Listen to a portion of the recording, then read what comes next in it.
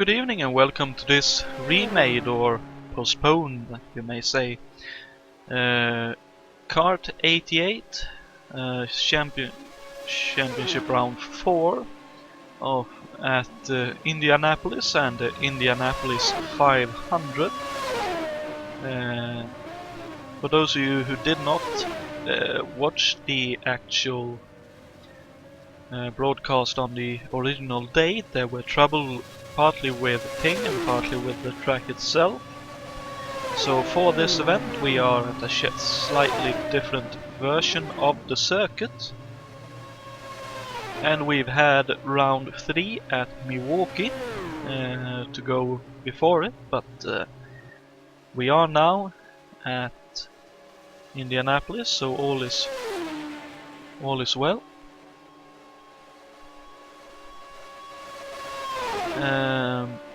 So let's have a look at the standings and have a quick look at a few other things before the race begins.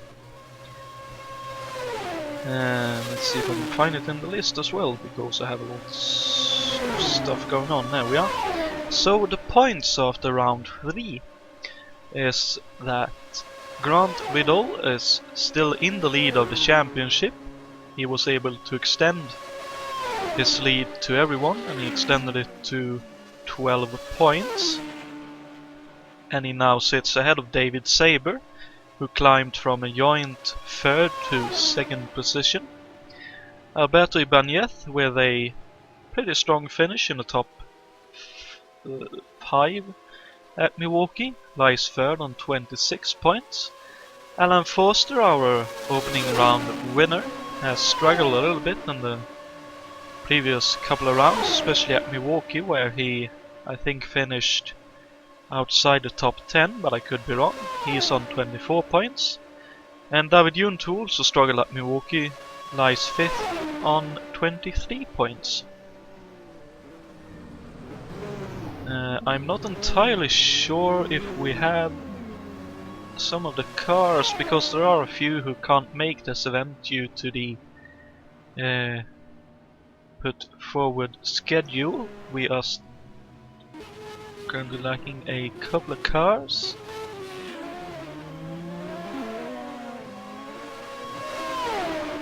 Now we shall just have a quick look to see what cars we have on the service. I know which chassis and stuff to show you. Okay.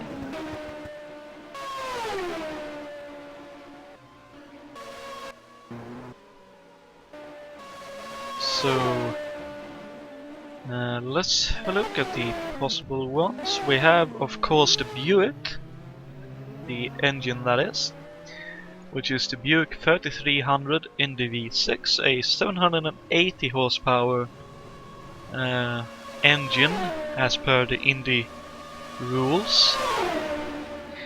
It has the possibility, or is stuck at, I'm not entirely sure, 55 inches of boost, and it's a fairly quick engine, although both back in the day and possibly here this evening, somewhat unreliable. User joined your channel. As we are joined by, I believe it should be Scott Urick. It is indeed. So good evening, Scott. Good evening, Jonathan. I'm just going through some of the engine and chassis that we'll run into this evening. I believe you're in the Chevrolet Lola for this evening. Chevrolet March. Ah, my apologies. The March, of course, of the Pat Patrick team, if I'm not mistaken. That's correct. The car originally driven by Jason Fitch, but he is not able to make it tonight, unfortunately. But I'd assume you are looking for a pretty good event this evening. I am. We're just going to play it by ear and see what happens. It's a competitive car.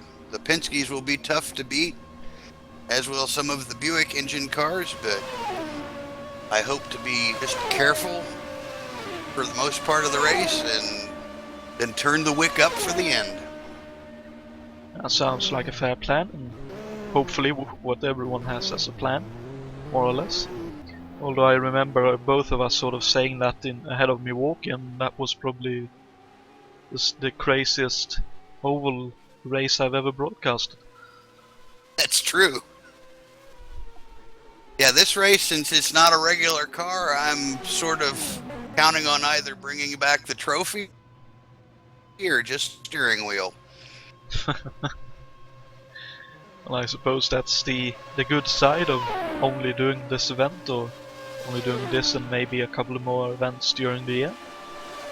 Being able to go for broke. Yes, that the pressure is off. Well, let's have a look at, let's see, I don't think the Chevy V6 the blowtorch is here this evening, is it? No, it's not.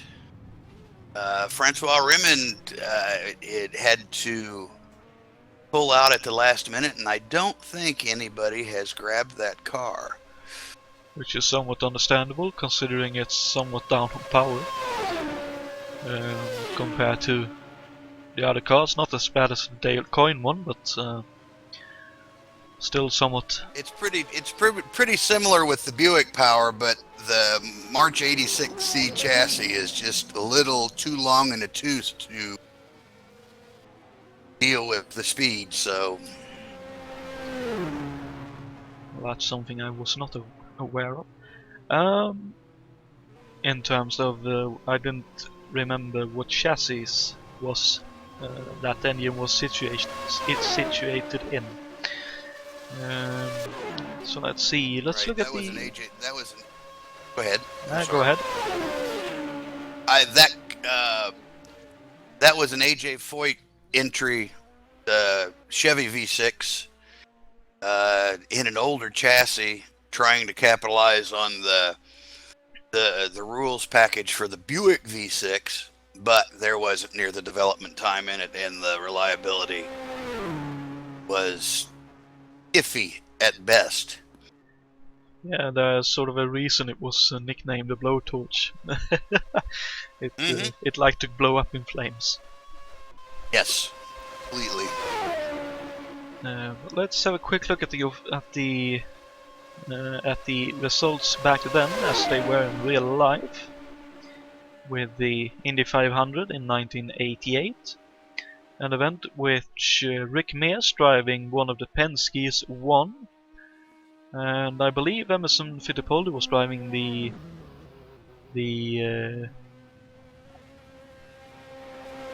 Penske as well, and he finished second. Alan Senior finished third. Michael Andretti finished fourth. The Michael Andretti car is the same one that David Junt is driving. Bobby Rahal finished fifth, and the best of the Buicks, in the form of Jim Crawford, finished sixth. And I believe that David Yates is driving that car. And seventh was Raoul Bösel. Phil Krüger was eighth. Ninth was Dick Simon, driving his own car, I believe. And 10th was Ari Luijendijk, a fellow who would go on to win, I believe, 2 times after 1988. Kevin Cogan finished 11th, and Howdy Holmes got a somewhat surprising 12th position.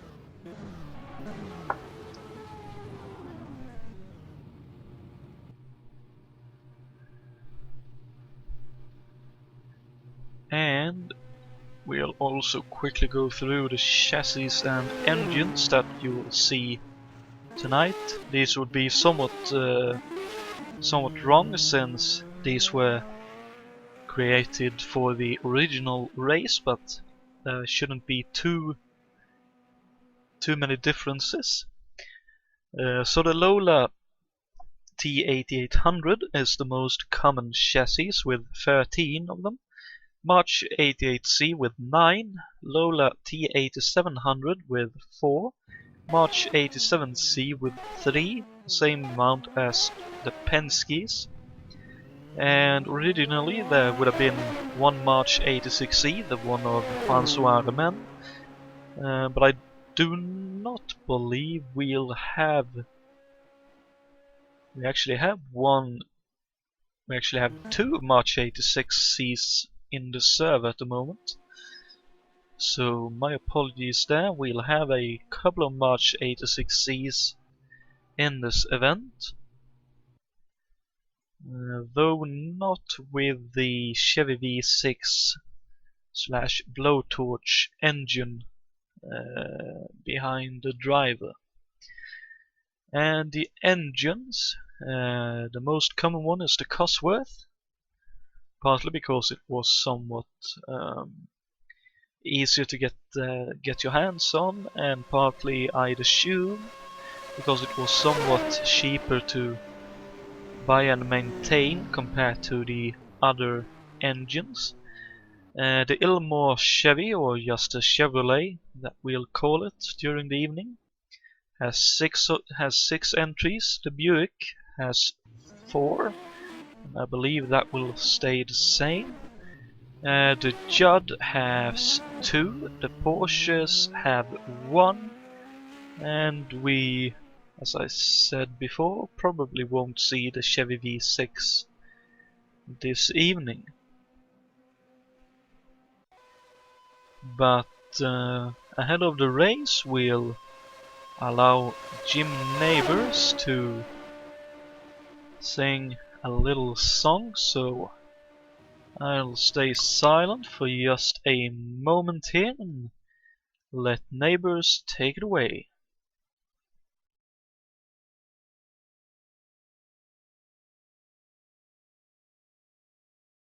Race fans, it's once again time for the traditional singing of Back Home Again in Indiana. And once again, it is my privilege to introduce to you Mr. Jim Neighbors.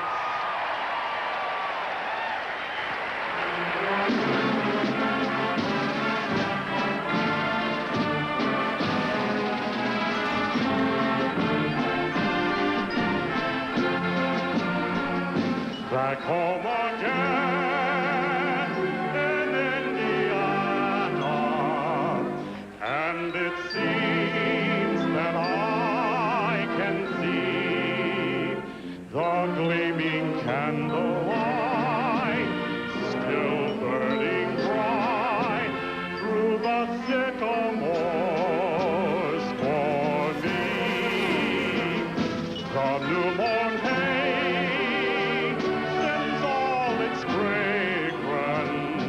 through the fields I used to roam. When I dream about the moonlight on the Wabash, how I long for my Indiana home.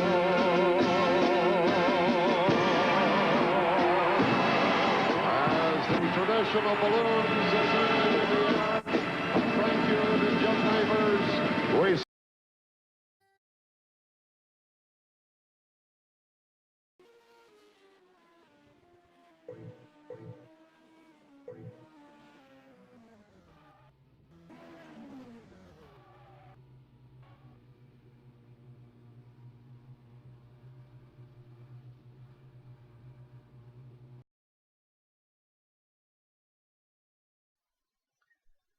So, thank you very much, Jim Neighbors, for singing Back Home Again in Indiana.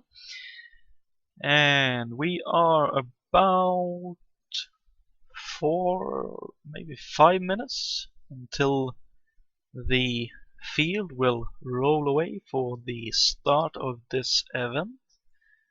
And we currently have 28 cars on the server.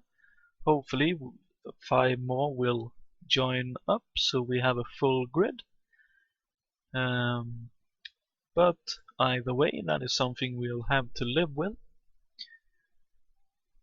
unfortunately. But let's head into the server, I think, although there aren't much action going on as the last few preparations for the event is taking place, so that everyone knows what the drill is and what they can expect. And I apologize if you can hear me drinking something, but I have a cup of coffee with me so that I can remain, I suppose, awake. Although I think it'll be very easy to stay awake once the race is underway, but these last few minutes is somewhat drawn out. But I also remembered we haven't looked at the track in its layout, so let's have a quick look at that. The Indianapolis Oval is almost a rectangle, or rounded rectangle, we could probably say. It's 2.5 miles and a 45-second lap means a 200 miles per hour average. Although I saw that the drivers were doing 42s and high 41s, so 215, 218 mph average or thereabout, I believe that is. Faster cars will be hitting 224 to 226 down the straightaways. Holy mother of God. Okay. So, in other words, hold on to your hat, ladies and gentlemen. And we have 4 turns with 2 short chutes, the south and the north. The south between turns 1 and 2, and the north between 3 and 4. The turns are predominantly the same, although to the sort of naked eye and to the way you drive the turns, they feel very, very different indeed.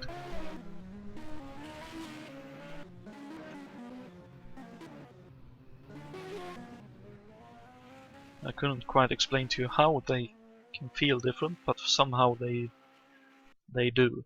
And I only know this because I tried to qualify for this event, but wasn't able to make it. Part of it is they are physically identical, but turn 1, for instance, you are running down in there in a tunnel of grandstands, rising up high on both sides. In turn 3, come in with basically nothing on the inside and some minor grandstands on the outside, so it really does affect your perception. Well, at least it's easy to know where on the track you are, because of those markers, we could say. Although it's very difficult to get a perfect lap around here, I find. There's so many different lines, and just the tiniest bit of early or lateness in the turn-in can make a huge difference. Which we possibly could see be very, very difficult during driving in traffic. I'm just trying to find someone who's out on track so that we can have a quick ride along. Here we are, Michael Drexler is out on track at the moment, going through turn 1 and turn 2 here. Oh, sorry, that's 3 and 4, of course. When I say it's easy to see where on track you are, and I make such a mistake immediately. But into turn 1, and the eagle-eyed of you will see that it is a different version very clearly. It looks a little bit narrower than the other version, but I think it's more or less the same track width. down into 3. Try to run it out to the barriers there, and now into 4, taking quite a high line. Going almost understeering out into the barriers on the exit.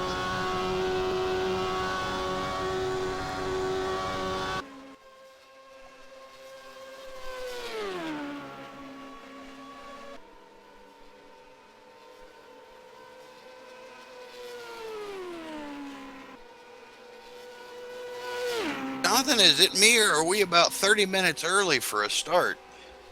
Or have they moved this up officially? They officially moved it up about half an hour complete in total.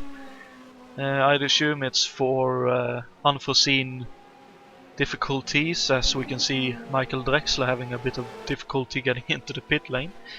But presumably it's because of the possibility of having to struggle with the 4-lap pace car procedure and any possibilities of a huge pile-up, which I'd assume they'd probably restart at least once if there were one of those big pile-ups. Good thinking. Okay, I will. Good luck in the booth, and I will be in the car. Good luck, and talk to you during maybe not the first yellow, but the second yellow, if there is one.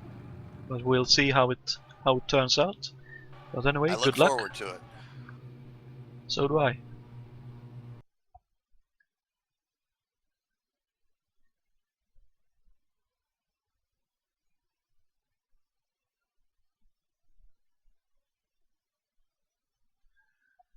So then it's Scott Urick getting prepared for his one-off drive for the Pat Patrick team.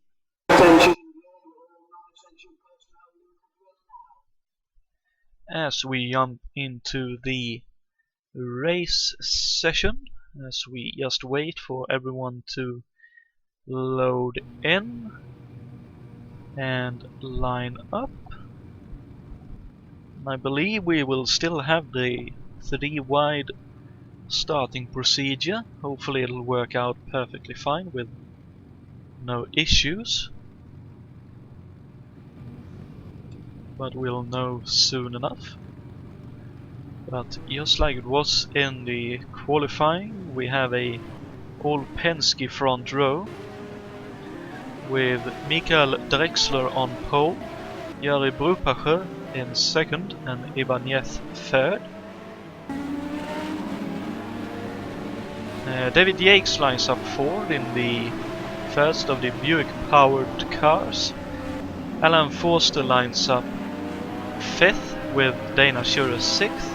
Seventh for Jacob Fredriksson, our latest race winner, winning through strategy and consistent driving at Milwaukee. Ninth, I believe. Sorry, 8th for Jason White, and 9th for Ray Riddell.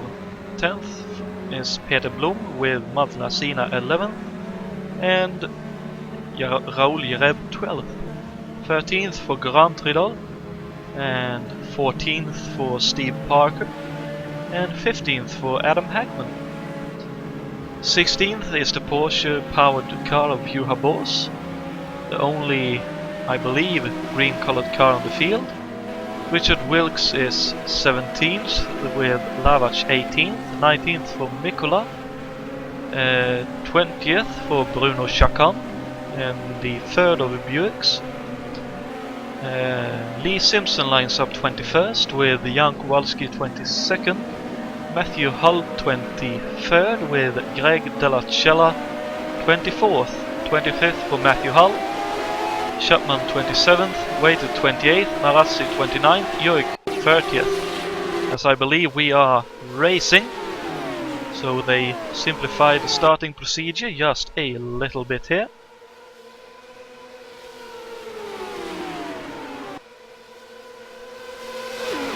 So let's see everyone streaming through right here, coming out of 2. It looks like just about everyone getting through okay, which is nice to see.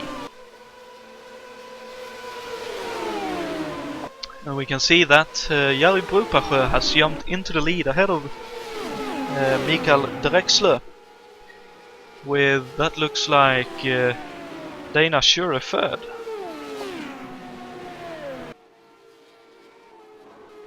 As we have a yellow flag, since everyone is slowing down, so let's see if we can find out what has happened.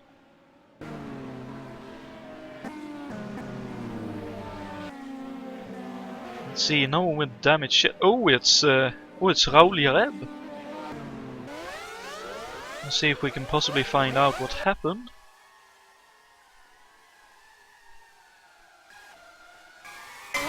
Looks like we can't, unfortunately. So that's very unfortunate, but that's Raul Jareb out after not even completing one full lap by the looks of things. That's very unfortunate indeed, but it is what can happen. He at least made a start. Roberto Guerrero didn't even make the start in, I believe that was in 88. No, sorry, that would have been 1992, where Guerrero had qualified on pole, was warming the tires in his Buick powered car, and gearing down and getting the revs up. The car broke loose on him and he crashed on the one of the parade laps, being out of the race before the race had even started.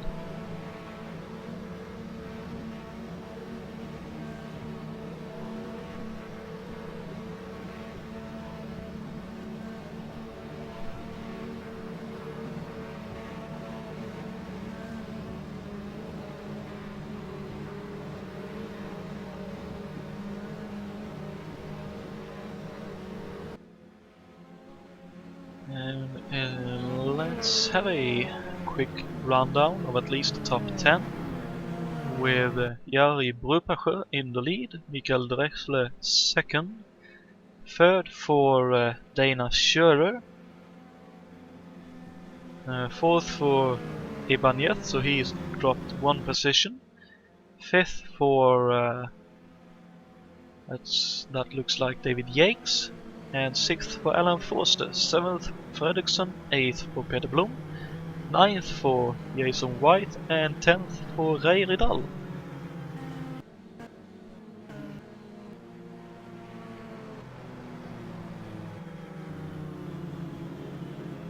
And I'll just drop somewhat slowly through the field, so you can get a general idea of where your favorite drivers are.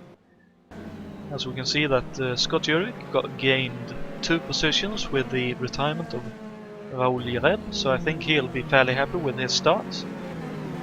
Doesn't seem like he has had any issues, and looks like he may be heading into the pits. He is indeed, and Filippo Marassi follows him into the pits. And it looks like they are the only drivers heading into the pits. So that's an interesting call in strategy. Although I'm not entirely sure if Scott should have been going that quickly in a straight line in the pits. I believe there is a 100 kph or about 60 mph speed limit at HSO. But either way, Marassi and Urick into the pits, and that could be a good call. If there's a long green flag run, they will be able to run just a little bit longer, but I don't think they will be able to skip a stop on the green towards the end of the race just yet.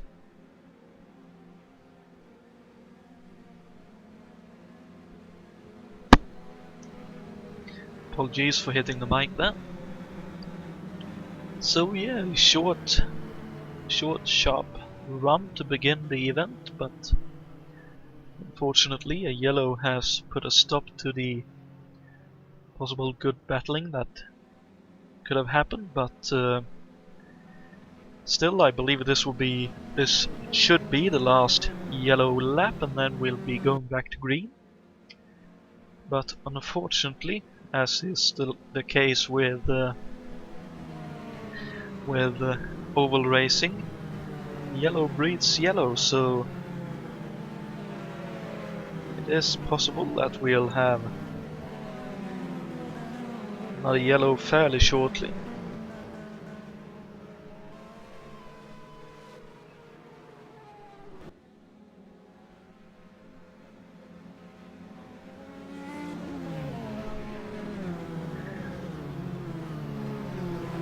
But hopefully that won't be the case.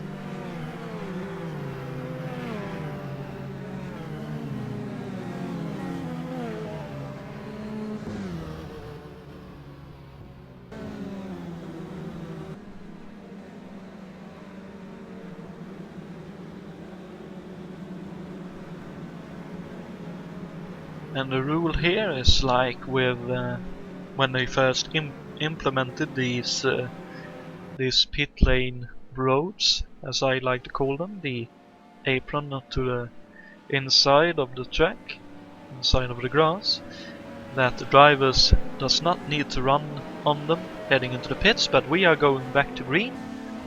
So Urick has the field and he gasses up, and the race is green once again, and it looks like Michael Drexler wants to waste no time and heads to the inside, but here comes Dana Schur up inside as well, and she blasts through into the lead.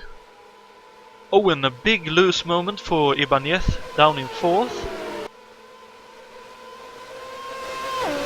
Well, it looks like everyone is getting through 1 and 2 more or less safely. We could see Hackman and not sure who that was, being in a bit of a close contest there. But Brupacher is back up into the lead. He has gotten by Dana Schur, and Schur is now under attack from Michael Drexler. Let's have a look at this. Up the inside they go, but they aren't able to do anything with it, either of them, so they stay behind for the time being.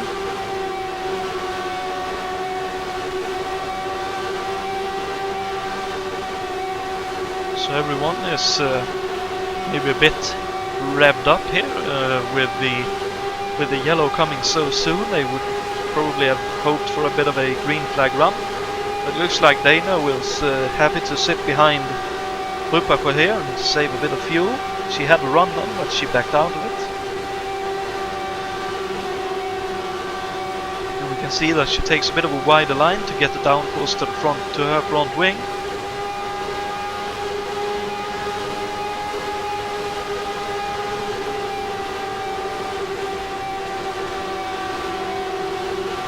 And here comes Ibanez looking up the inside of his teammate in the form of Michael Drexler.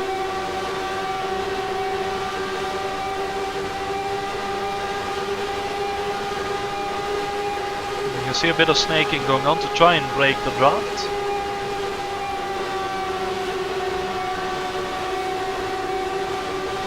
And I can see a bit further behind we have a bit of a battle going on, so looks like this is more or less status quo, so let's drop back to this. Here we are, it's Jason White. Oh yes, we have a yellow. I saw some smoke in the background. Possibly a spin of some kind. Oh, a big hit for Ray Ridal. Oh dearie me. So that's unfortunately our second yellow of the evening. Let's see, we can't quite see what happened, we can see part of it. So I see he was battling with Wilkes and Parker. Oh, it looks like he understeered off at 3 and then completely lost it in 4. Having a huge hit with the outside wall there.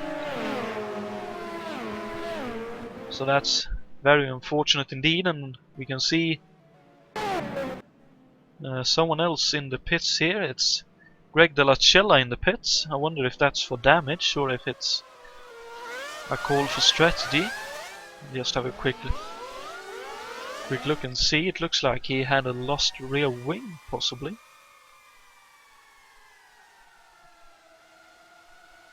No, we won't be able to catch that, but he is in the pits, possibly out. He's actually out. Wow. That's very unfortunate. He was out even before then. That's very unfortunate indeed, but one of those things that can happen, unfortunately. So let's see if Scott is able to hear us. Yes, sir. How are your race so far? I noticed you were into the pits early, but how is your race going? Not bad so far. I dropped into the pits because I was the last 2 or 3 in the order anyway, so might as well grab that little bit of extra fuel. It might come in handy at the end of the race. Yeah, I was mentioning that it could be a good strategy call. I noticed that Filippo Marassi followed you into the pits as well, taking a leaf out of your book by the looks of things. But yeah, did you possibly see what happened? I had gotten. No, sorry, go ahead. No, go ahead. Philippe and I had gotten together, slowing down under that caution, and he bumped my gearbox fairly hard with his nose, so no doubt he was getting that fixed. That's unfortunate. And I took the same opportunity to fix whatever damage I may have had. So. Yeah, it's good that you can have those opportunities. Did you possibly see what happened to Dallacella, by the way? I noticed he is out, but that's strange. I didn't catch what happened to him either, but I first thought he was out with the crash of Ray Riddle, but I noticed on the lap counter that he was out a lot earlier than that, so maybe a disconnection or something. Well, to tell you the truth, Jonathan, what I've found is you can, if you happen to hit the wall and lose a wheel, especially one of the front ones, you can come to the pits and it will fix it. But it's a 10-minute pit stop. Ouch! 600 seconds. Wow. So I would be willing to guess he got in there and started repairs and saw the amount of time it was going to take. And then decided, nah. Total speculation on my part, but it's definitely possible. And I mean, in my case, I would be happy to take the repairs and try to run the car after that. I mean, if it's drivable, then you could still gain positions and points in the championship. That's true. But yes, I also see that since the last restart you gained quite a few positions. Been working on it. Now if you'll excuse me, I'm going to go back to work. Yep, good luck and talk to you again later. Thank you. So with that, presumably we are heading back to green this time by. But we'll see in a moment's time. Yes, the pace car heads off, so we are heading back to green. And let's see what happens at this restart. We can see that Ibanez is looking for it, but Ibanez drops back a lot. Whatever happened to Alberto there? That looked very strange, but you can see that David Yates is on the move around outside. And Dana Shura is on our outside here. And actually it looks like she may have taken the position. She has indeed. Wow, that's a very optimistic and brave pass around outside, but here comes Wolpacher.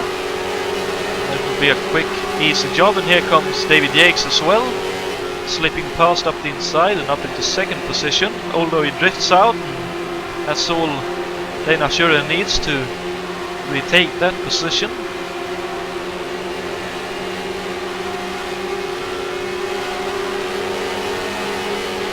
Here comes Yates looking for a bit of an opportunity as Peder Blom is looking at Mikael Drexler a bit further behind. And he gets past, so Looks like Mikael Drexler is struggling a little bit with his car at the moment. And he is fighting with Martin Lasina. So Martin Lasina has gained a lot of positions in the last couple of laps. But Peter Blom is also on the move. He started the race in 10th and currently running 6th. Oh, I think there were a bit of a notch back there. Looks very, very scary indeed. As we are running. Oh, what? What in heavens?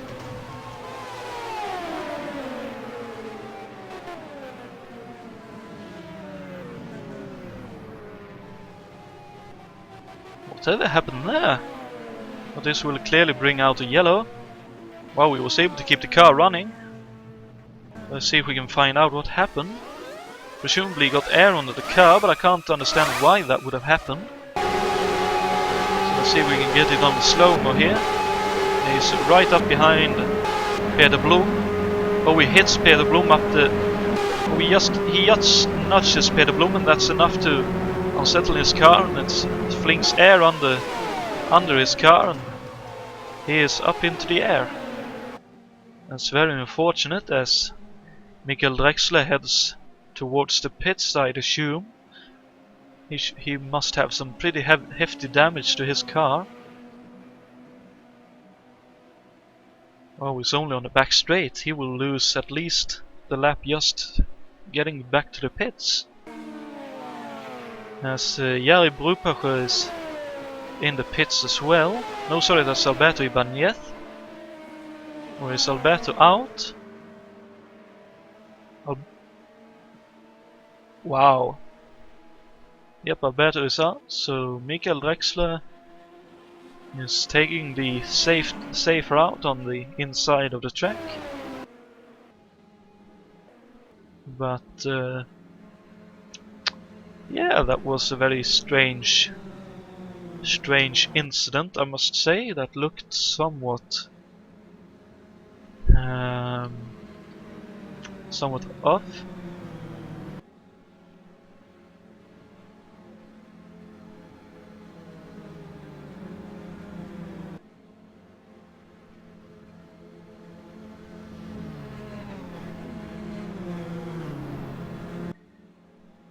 But with that, we are back on the yellow, as it looks like a couple of cars is heading into the pits. Yep, there are. We have Jakob Fredriksson as the only car actually heading... No, sorry, that's Adam Hackman as well. So, unfortunately, our factor only shows a certain amount of cars. Bruno Chacon, Alan Forster. Let's see, who is that? That's Mick Chapman. Black and red 77. As he has to try and get around Mikael Drexler's car. So that's the cars heading into the pits. So yes. User joined your channel. As we are joined by Raoul Jereb. Good evening, Raoul.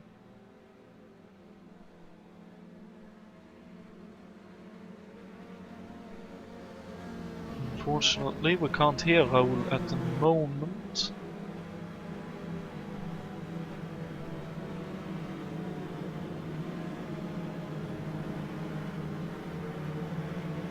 But we'll see. Feel free to bump in whenever you feel, Raoul. Until then, I will continue as it were.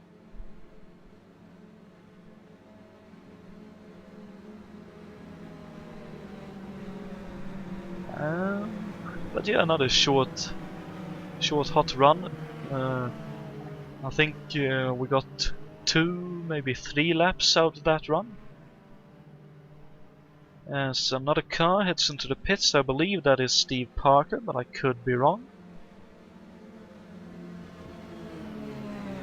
It is indeed. As we can also see that I'm not sure exactly who that was. As I don't know quite everyone that is running. Jason Whitehead was that, heading into the pits. As was Lee Simpson, as Steve Parker heads out of the pits. And Bruno Chacon is still in the pits. And as is Michael Drexler, so the damage to his car is pretty hefty, but I'm pretty sure he will continue to try and run because he is in with a shout at the championship.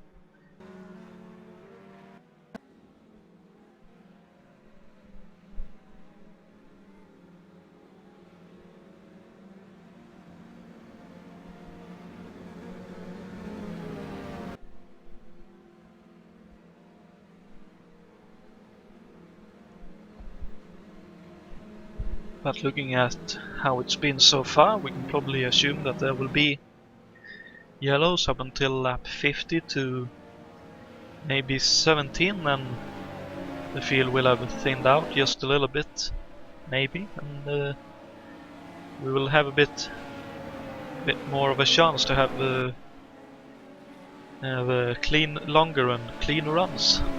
But we'll see as the safety car heads into the pits, and Jari Buchacher is again in control of the field, and he accelerates away. And we can see back there it's Richard Wilkes looking up the inside of, I believe, Jason White.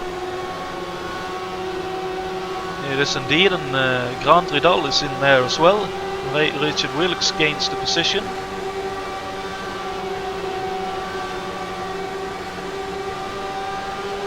And in one swell swoop, only one Penske remains at the front of the field, but he is under somewhat under pressure from Dana Schurer. But as we've seen previously, Dana Schurer seems pretty happy to sit behind and just use the draft and tag along for the run. As Ujari actually takes a bit of a defensive line going into one here. Really doesn't want Dana to go by. A lone woman in the field, and definitely a capable pair of hands. She won the 1973 championship, as we can see one car on the grass back there. Looks like that could have been Grant Ridal. Yeah, it was indeed. He lost it coming out of 2 and had a quick run through the grass, but he is back running again. When a bit of a battle back here between Scott Urick and I'm not sure who that is. That is Matthew Hull, another gamepad runner. As we can see, who is that heading into the pits? Oh, that's Bruno Chacon heading into the pits again. My apologies for jumping back, but yeah. So Scott Urick is in the battle here, and that's Alan Forster tagging along. So it's one wheel user and 2 gamepad users. I believe at least both Alan Forster and Matthew Hull uses gamepads. Matthew Hull may be using something else than a gamepad, but I know he is using something of the like, as Alan Forster goes up the inside of Matthew there and takes the position away.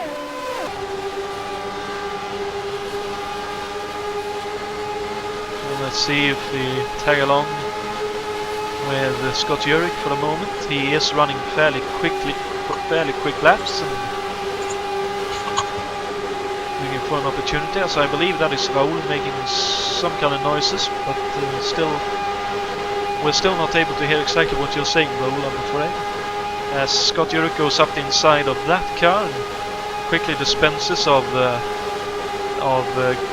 Grant Ridal.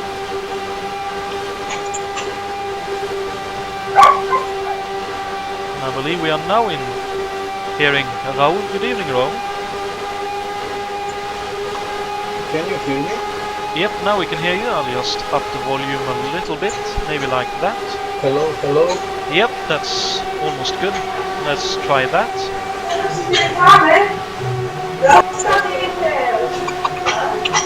1, 2, 3. Yep, that's good. That's good.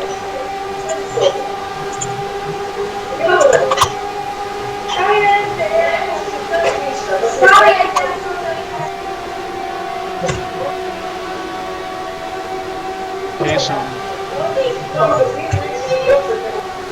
we'll wait for Raoul and his family to finish with. Oh, as we can see, Scott Urick going past Pascal Mikla there, and we have 3 wide going into turn 1. Oh, And Grand Prix follows Urick through, and Alan Foster gets stuck behind Hull and Mikola. And looks like Grant is wanting to help Scott Urick to get further up the field, as here we have a slow Mikael Drexler trying to stay in the race. That looked very close, but they were able to survive it. As Hull and Forster goes by. User joined your channel. As I believe that is Raoul back here. We can almost hear Hello, you. can you? Yep, that's good. Yeah, we can hear you, Raoul. Oh, very good. So yeah, I saw you out fairly early. What happened? Well, I really don't know. I'm sure I touched with Richard Wilkes. I think he was overtaking me, and I haven't noticed him, to be honest, you know. And since I was really up to full speed, I just couldn't afford to not start to turn in. And to be honest, I didn't see him overtaking, and I just followed my track, you see, my side, and I touched him and just gone airborne like Drexler just few laps before. Ah, that's very unfortunate. Yeah, it was the very first lap, so I'm really disappointed.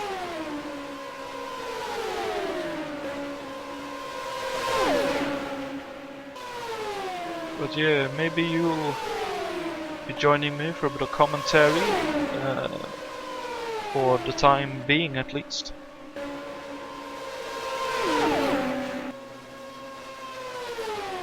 Or what are your plans for the rest of the evening? As of, will you? Well, I can hang around for a while, but I think I'm going to join my family with Sunday evening after a few minutes. Ooh, okay. But I'm here for now. I have nothing better to do for this time now. Okay, thank you very much.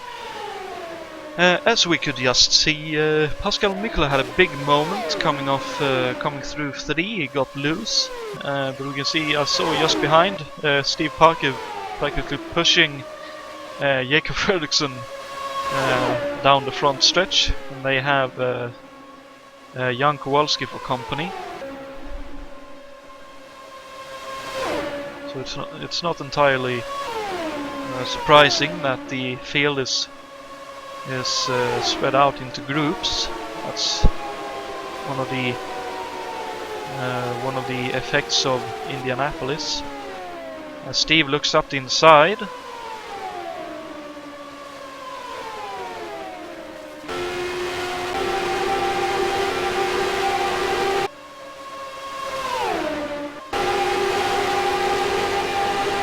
But he's not able to make a move. Looks like he had some technical problems with his wheel. Who was that?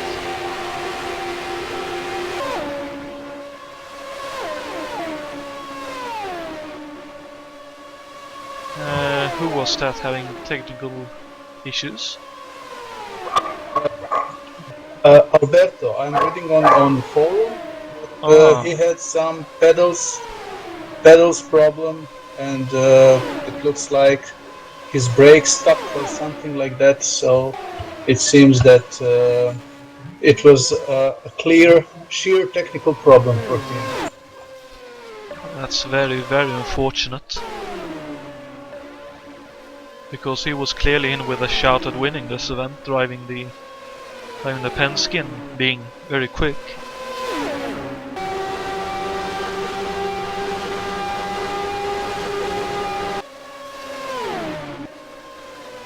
But it looks like it's more or less status quo at the front of the field. And the battle for second here between Blom and Lacina is going strong.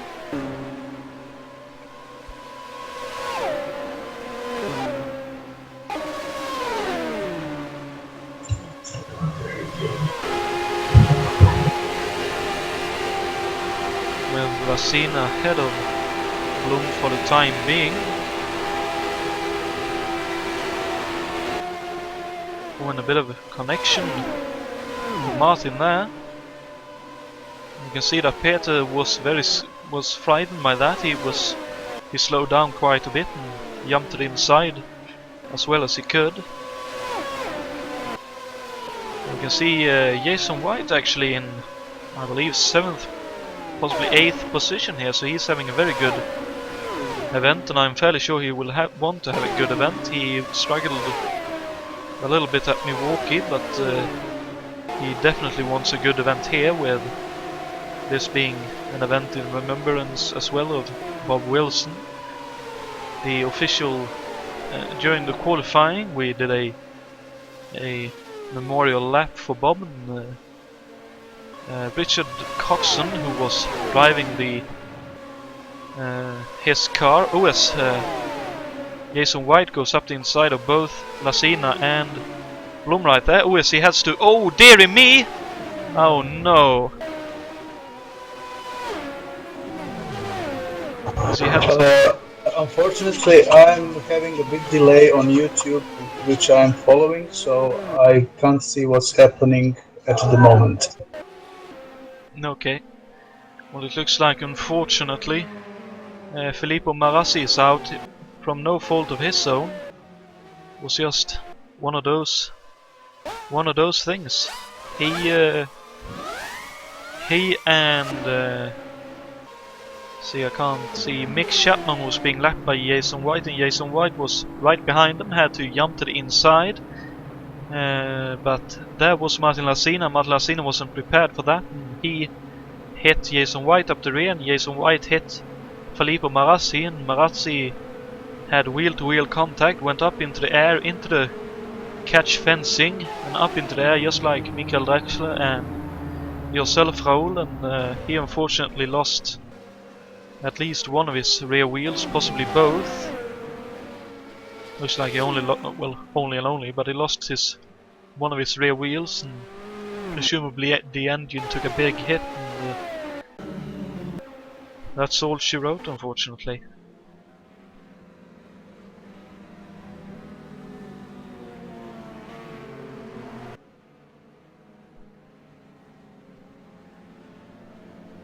So that's very unfortunate. Filippo Marassi was one of the reserves for this event originally, and he did a good job just to be able to be on the reserve list, driving the 86 C March chassis. But yeah, unfortunately it has come to nothing with the trouble in over there. It looks like most of the field is taking the opportunity to head into the pits, but again there is some confusion in regards to the Scott Urick missed his grid slot, and Jari had to try and find a way past the march of Urick there. It looks like there are a bit of confusion in regards to the speed limit. It looks like Jari still gets out ahead of Scott, possibly. Or maybe not. We'll see soon enough. But this definitely jumbles up the order just a little bit.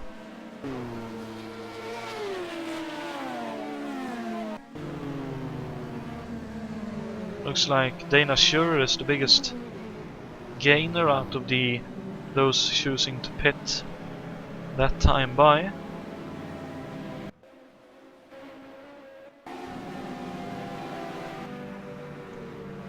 And it looks like the remaining two that are on the lead lap is heading into the pits in the form of Jason White and Lee Simpson.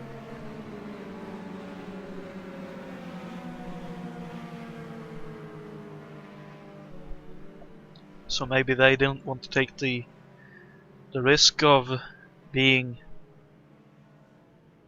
being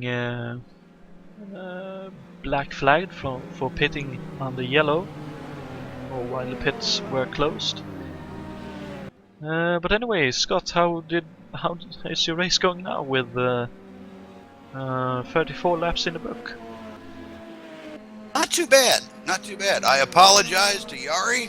I screwed up his pit stop, and now he's behind me, so I overshot a little bit and had to back up, and he was waiting to come in. Yeah, we sort of caught that on the broadcast, I'm afraid. But good to hear you at least apologizing for Yes, the small mistake right there.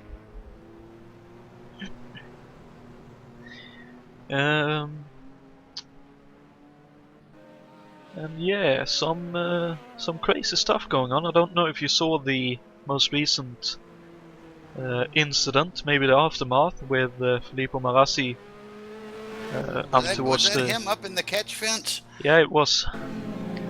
He was just being lapped by Jason White, Peder Blom and Martin Lassina, and him and Marassi and Chapman were somewhat slow on the outside. Jason White briefly went behind them, but realized this won't work. Jumped back towards the inside of the road, but Martin Lassina wasn't quite prepared for that, and hit Jason White slightly up the rear, and that was enough to send him into Marassi, and Marassi had wheel-to-wheel contact with him. But the green flag flies, so the racing is back on. And Grant Ridal is now in the lead with the recent pit stops and everything going on, as Mick Chapman moves out of the way of Dana Schurer, but Grant gets a nice gap to the rest of the field, which I think he'll be very happy with. And you can see behind a lot of side-by-side stuff going on. No, sorry, Grant isn't in the lead, he is a lap down. Dana Schurer is in the lead, but Grant has regained a lap and trying to stay on the lead lap now. And here comes David Yates past Steve Parker.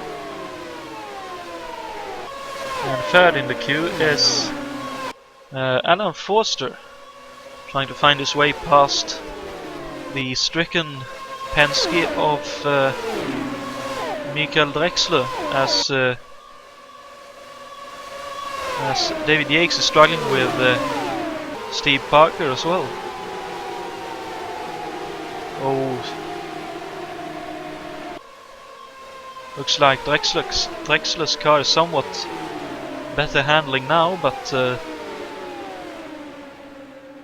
racing is somewhat frantic at the moment. As Drexler again goes up the inside of David Yates, trying to unlap himself.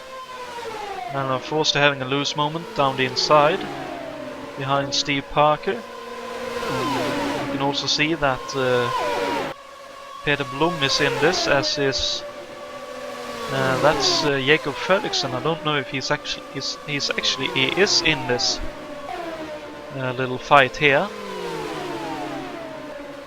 Looks like Alan Forster isn't quite fast enough to get by Steve Parker and Michael Drexler. That is one of the downsides. Many of the cars are at a similar pace. You sort of have to have the other cars jumping out of your way. As David Yates runs very wide, going through one, and Alan Forster strikes along with Drexler and Parker and goes by. And here comes Peder Blom looking up the inside as well. He slots back behind. Clearly doesn't quite have the straight line speed of the others around here.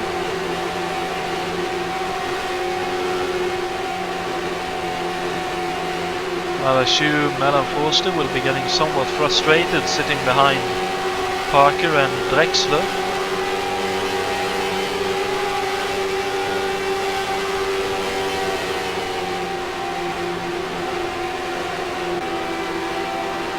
Let's ride on board with Jakob Fredriksson, where we should get a decent look at all of this going on ahead of us. We'll take a moment to look back behind a little bit later. My apologies for the graphics, but there we go.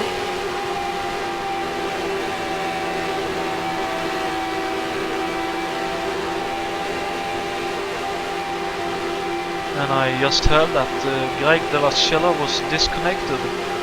That's very unfortunate, man. I feel your pain. That's probably the worst thing that can happen to a sim racer. I cannot say it is the absolute worst.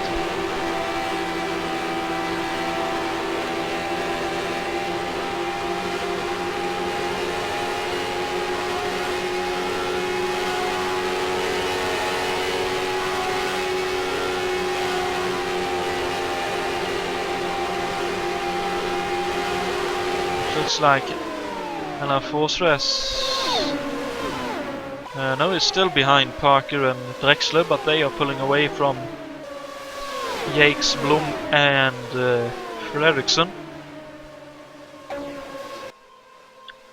And Grant Riddle is following Dana Shure very closely, will clearly want to get by if there's a yellow.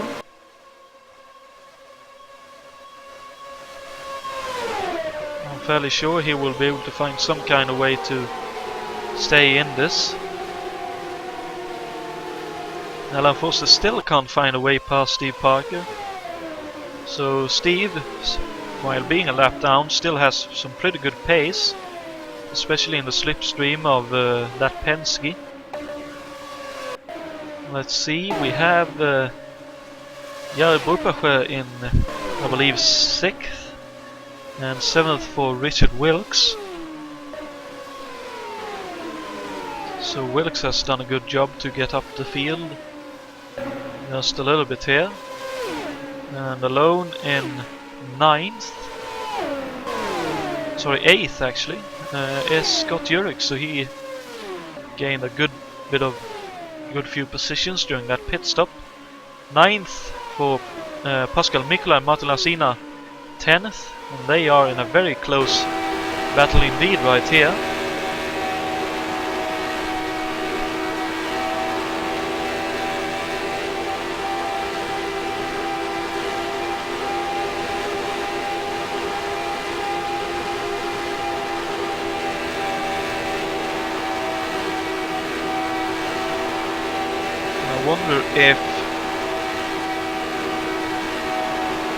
I wonder if Martin Lassina may be carrying some kind of damage after that notch with Jason White.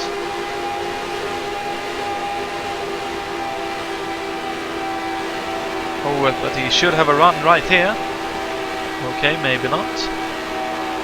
Pascal had a very good run despite running wide through 3. But here comes Martin, I think. No, okay, he's willing to sit behind. And behind we have a bit of a battle between... The saving fuel strategy.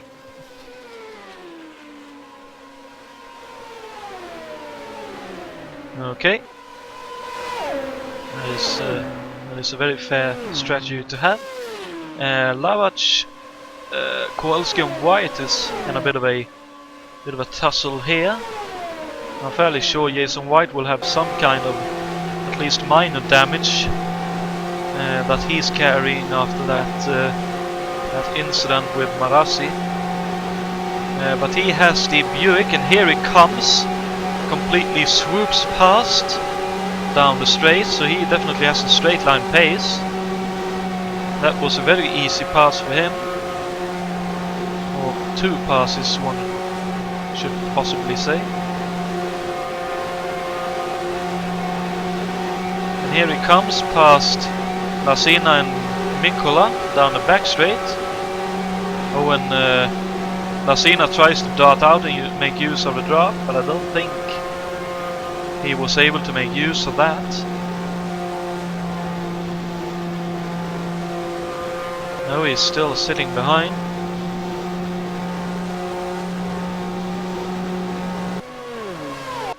So White is making his way back up the field.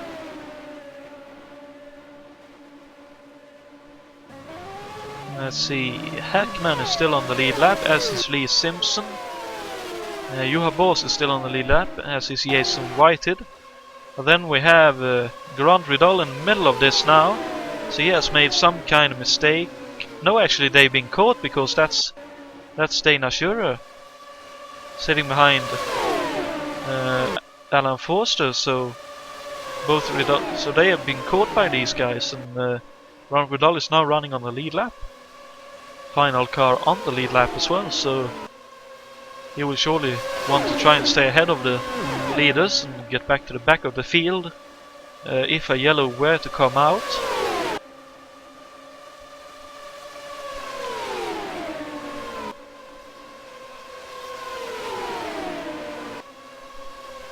As Alan Forster runs wide in the background, and then Dana Schurer tries to take advantage, looks up the inside. Looks like she was forced to slot in behind. But we can see that Drexler, Parker and Ridal is helping each other down the straights to try and stay on the lead lap, so that's good to see, and possibly Mick Chapman will want to make use of that as well when he is caught. Well, running a lap down at the moment is Matthew Hull, Steve Parker, Mick Chapman, who is being caught by these guys and will want to try and stay out of the way as if it's possible.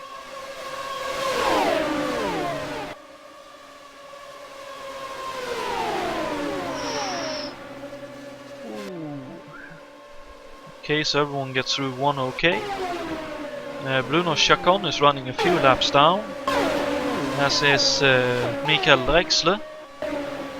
And then we have our retirees, unfortunately. Oh, Steve Parker looks up the inside of Dana Schurer here, trying to unlap himself.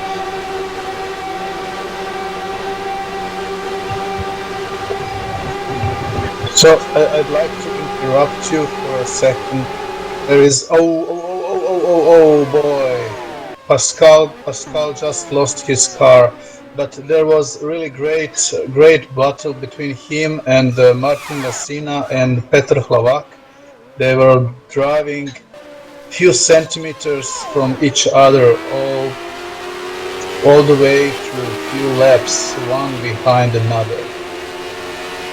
And it is really difficult to drive so close behind the car in front of you, because it takes really more concentration and control over the car than driving it blasted out by yourself. Yeah, that's very true, and we did see that they had been battling earlier as well, so that battle was continuing. I'd assume it had lasted for about 15 or so laps maybe, at the time of Pascal unfortunately losing his car. Yeah, but he was able to recover, and I see him driving around like everything is okay. Yeah, I think he lost maybe 4 or 5 positions with that, unfortunately for him, and for the guys just clinging on to the lead lap. There were no yellow flag for that spin, because he was able to recover so quickly. But good driving on his part to recover that quickly and avoid a yellow flag. Yes, and now Jan Kowalski joined Martin Lassina in this close style driving. Yep, and they are both trying just to pulling each other around the track. Yeah, and I believe that is Bruno Chacon in one of the Buicks ahead. I think he's trying to. I believe he's trying to unlap himself, although he's running wide now. Oh, everyone has to check up behind him now.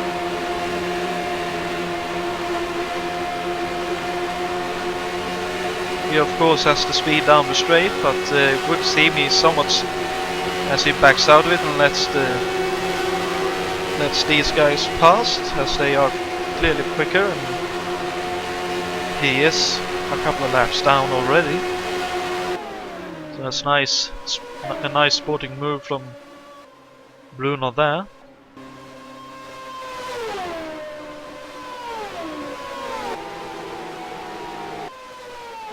You can see that Jason White is up into 9th at the moment, so he's having a good recovery drive.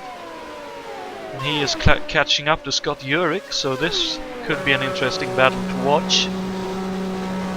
Yes, indeed.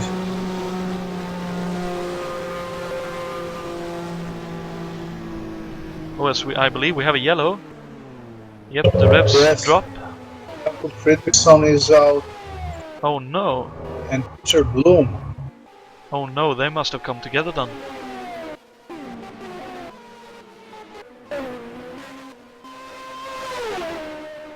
Let's see, are they out completely? Oh yeah, they are. Wow. So let's see if we can find out what happened. We can see both of them are in the barriers. Let's see, we unfortunately can't catch quite what happened, but I'd assume maybe one of them lost it and the other one followed.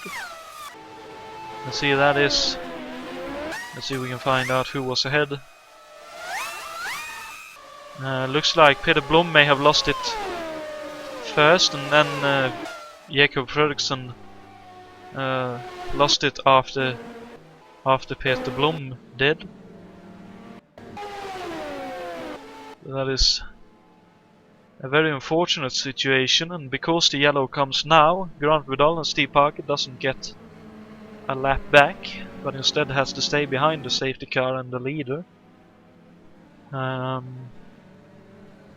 Which is unfortunate for them, as they probably wanted to gain that lap, as a few others wanted to as well. That's very unfortunate. I was sort of thinking that Peter Blom and both Blom and Fredriksson would have been with a shout at least a top 5 finish here tonight. But I assume it's just one of those things. Well, the fact is that everybody who stays alive up to 170th lap has a chance to be in top 5. That is Hello. That is very true indeed, and we are joined by Peter Blom. So Peter, whatever happened there? Grant, Riddle, and Dana had a collision in front of me. I think Grant didn't saw Dana on his inside, and he just steered to the inside. But Dana was there, and then Grant went all sideways. I was braking for him, and behind me Jakob was also driving very carefully, but he didn't even start, I think, so he went into the wall in front of me, and we both lost our right wheel. Just to avoid contact with Grant and Dana. That's very unfortunate, mate. Yep. Short race for me this time after winning the last one last year, but I think I'm gonna take a shower. That's understandable with 30-degree heat in the Netherlands at the moment. Look at Peter from the bright side. I didn't even need a shower after my race. Yeah, Raul. Yeah, you were out quickly. Yeah. Yeah, I think as you described it, I think the same thing happened to me and Richard Wills. You know, I just haven't seen him starting his overtaking me, and I turned in right in him, and that was it. You know? Yeah. Well, it's a shame. It's racing, right? Yeah. I will follow the broadcast on YouTube, and maybe I will tune in later. Okay. Okay. Thank you for Yeah, shipping nice in. time. Yo, bye bye. Yes, mate. Yo, bye bye. Unfortunate and bad Bad luck, man. yeah. You. User disconnected from your channel. So that was Peter Blom, and yeah, that's very unfortunate for them. Both him and Fredriksson, as I said, was doing really well and was definitely in with a possible top 5 and maybe even a win if they would have been able to survive until the end.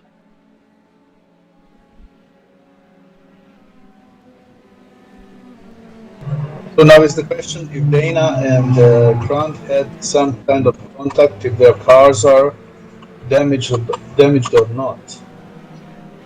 That is a very good question indeed.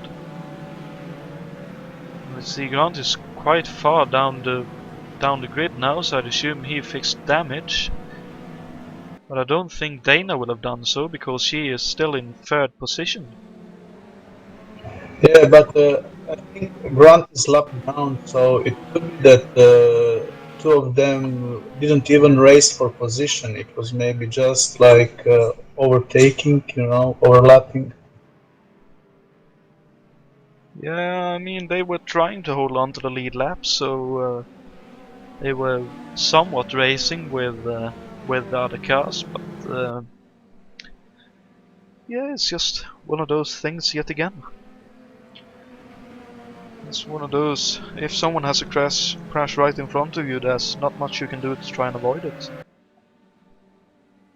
But in that speeds, if it's close to you, there's no way you can avoid it actually.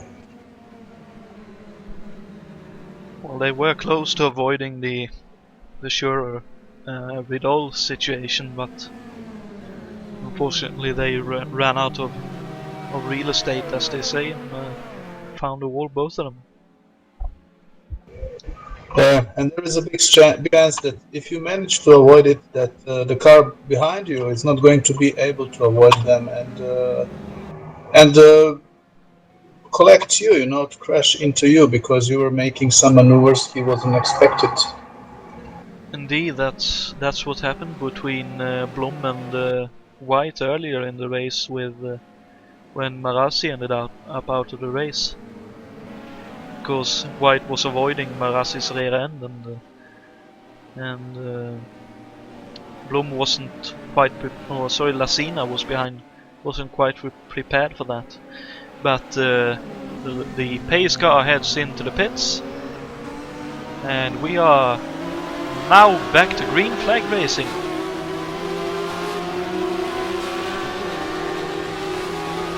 Yes, and Forster is looking up the inside of Mikael Drexler and makes the move stick, but David Yates is stuck behind the Penske for now. And of course the Penske is pretty quick, so I wonder if we have another yellow, because the revs dropped quite significantly then. Yes, we do. I'd assume we have another yellow here. See if we can possibly catch what happened. Doesn't seem like it, unfortunately, but yeah, Pascal Mikla has presumably hit the wall. He looks to have a right rear puncture and a lost rear wing. Hopefully his pit crew will be able to repair that. Pascal, yeah.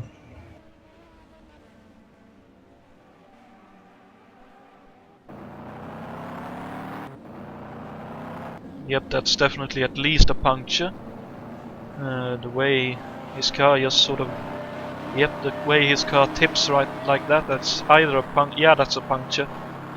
As he turned then, there were sparks from the right rear, so he hit the wall with the right side of his car. Hopefully... We should hope it's not suspension, because if it's suspension, it is unrepairable. That's very true indeed. Yeah, hopefully it'll be repairable and just a puncture, and if it's suspension damage, it's only minor. But losing the rear wing, you need to hit the wall pretty heavily, unfortunately. Well, Steve Parker is in the wall. Oh, he's actually... and sorry, Carl just went through this because he is not allowed to pit before the pits open, so it looks like he is going to be forced to do another full lap before pitting. Looks like there were a... Oh no, you gotta be kidding. It looks like there were a checkup and someone carried in. Looks like it could be Bruno Chacon, possibly. It looks like Steve Parker ended up outside of the track. No, he's on the correct side of the track, but he hit the wall pretty heavily with the rear end, and he is out with suspension damage. Oh, dearie me. Wow. Oh, it looks like Matthew Hull is possibly out of the race as well.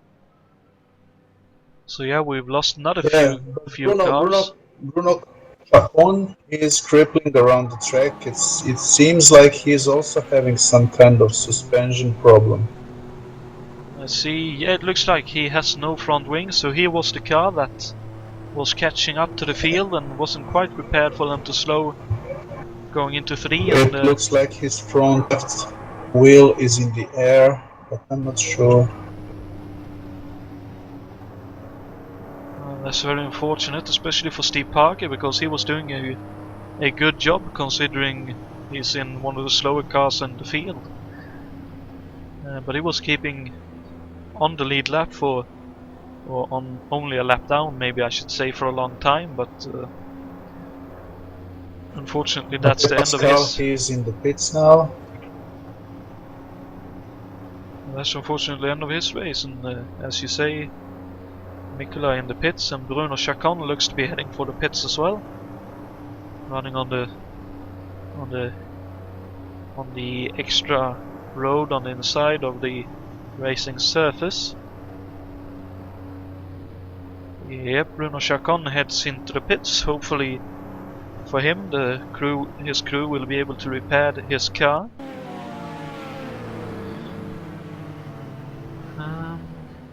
But yeah, unfortunately he is a few laps down, and was even laps down on Steve Parker when he hit him. As we are joined by Pascal Mikola. Good evening, Pascal. Hello, Jonathan. Hello. I'd assume... Hi Pascal, are you waiting for a repair? I'm repairing right now, yes. So how many minutes need? Sorry, Raul, I can barely hear you. You're lagging so much. I just how long is the repairs for? 273 seconds. Oh. Yeah, that's a damaged suspension of all on the car, lost rear wing, flat front left, flat rear right. On that crash, yes. Oh, this is too bad, too bad. That sucks, yes. Well, anyways. Well, at least you're hopefully still in the race if your crew is able to repair the car, so... Yes, I'm pretty sure they are able to. I'm just not sure what exactly happened. Maybe you guys had a better view on that. We actually didn't catch quite what happened. We only saw the aftermath with your rear wing being lost, but it looks like the track is green, so unfortunately we will leave you for the time being and head back to the front of the field, where, let's see, Alan Forster is in the lead, with thank you, Pascal. So, oh, here comes, oh dearie me, I don't think Alan Forster knew or noticed that Michael Drexler was looking up the inside. Oh, don't run too wide.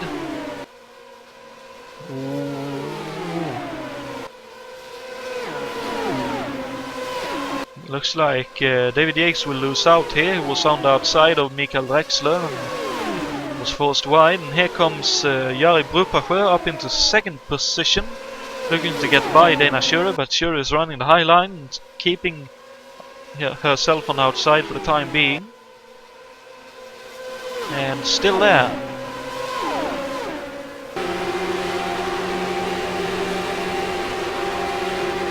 It looks like Jari has now secured second position, as Michael Drexler has unlapped himself once again. And Alan Forster right behind him, so I think Alan will be... Oh dearie me, Alan is off! I believe that was Alan anyway. I may have misidentified that car. No, that was Alan Forster. Always lost the front wheel. That looked reminiscent of a crash that Mario Andretti had at this track in 1990 or 1991. Well, he managed to get hits, and maybe he will be soon able to continue. If his crew is able to repair the car, yes, I guess so. We was right behind, hanging right behind Michael Drexler, but he just looks like the car just snapped on him on the exit, and right into the inside barriers he went.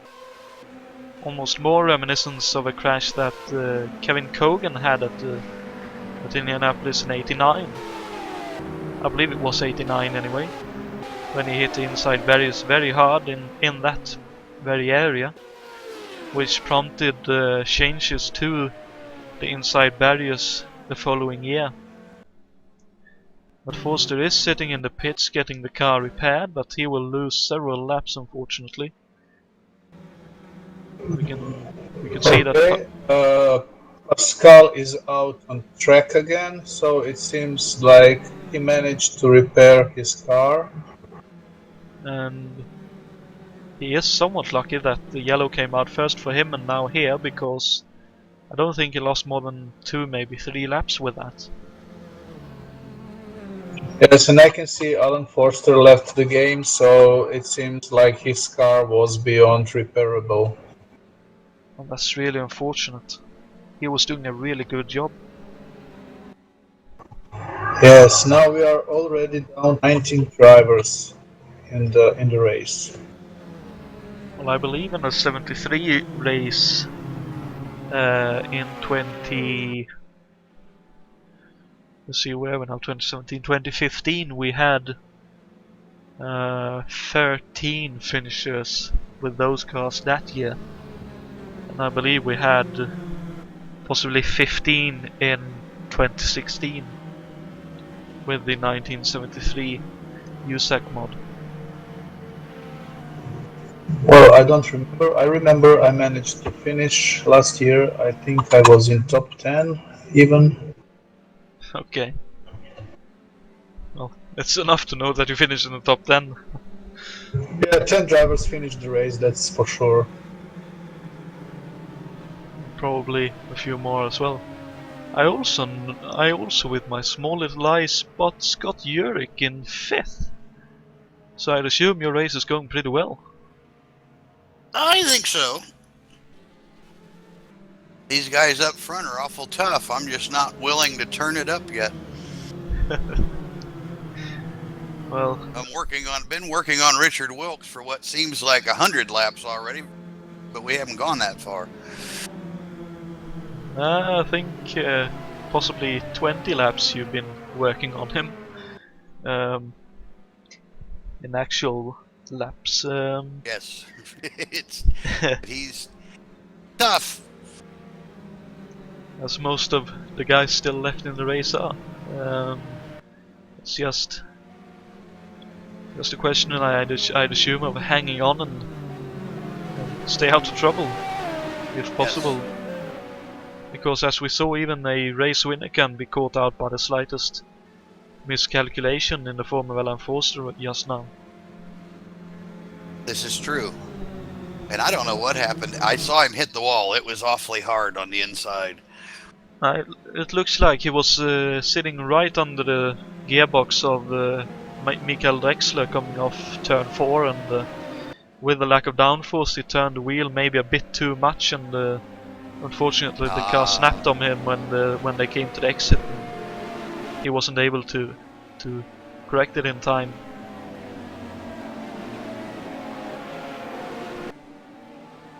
So that's that's very unfortunate. But we are back to green flag racing in a moment's time. So good luck, Scott. And, green flag it is.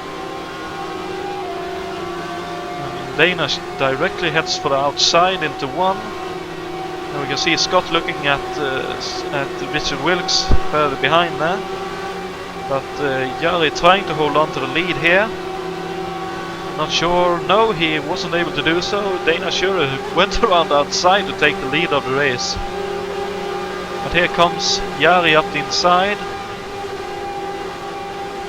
And Dana still holding strong around the outside. Wow. So Dana definitely... Chacon joined the race.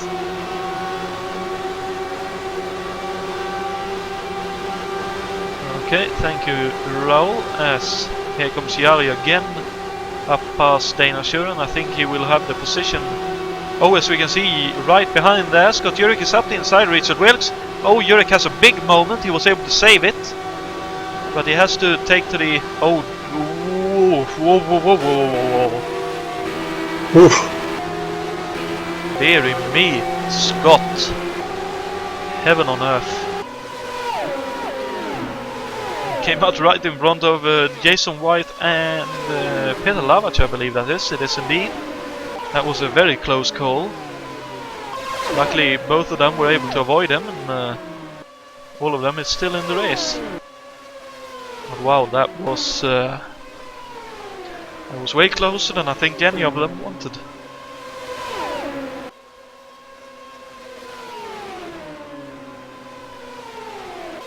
We can see Grant Ridal now working to try and get by Richard Wilkes to unlap himself and try to look to go onto the lead lap. Although it'll be a tall order, but it should definitely be possible. OSC is very close to hitting the wall. He may even have nudged the wall. I believe Scott Urick may have nudged the wall as well. It's a bit further behind.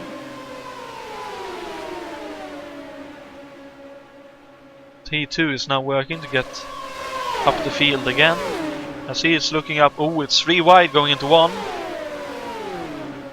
And Peter Lavach very sensibly backs out of it. And Jason White is right behind Scott Urick, even giving him a slight nudge, I think, in the gearbox. And obviously Jason will have a bit of speed in the down the straight with that Buick. And he gets by. Let's see if Scott is able to attack back once again, going down the start-finish straight and into 1. He's in the draft. He has a run. Oh, he looks out very late from back behind Jason White there. Oh, Jason is hanging strong around outside. Both of them has slight loose moments going out of 1. Oh, still side by side, just about an overlap for Scott Urick. But here comes Jason White back once again up the inside. No, he decides that discretion is the better part of valor, and decides to wait just a moment, or maybe a few laps, depending on what happens. As I believe that's Mick Chapman being lapped once again. It is indeed.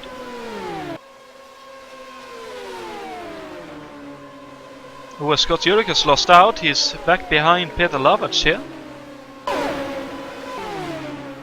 Looks like Jason White was up the inside going into 1, and Peter Lavach just followed him through.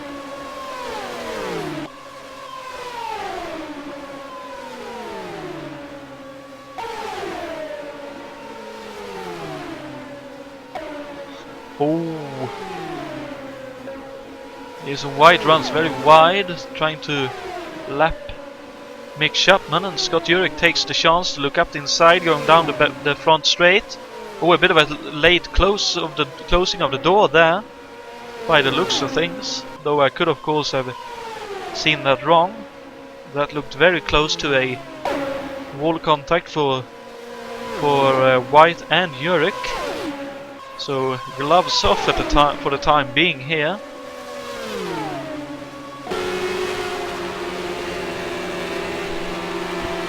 So again, Urick goes up past Jason White. Both of them loose, coming through 3 and through 4.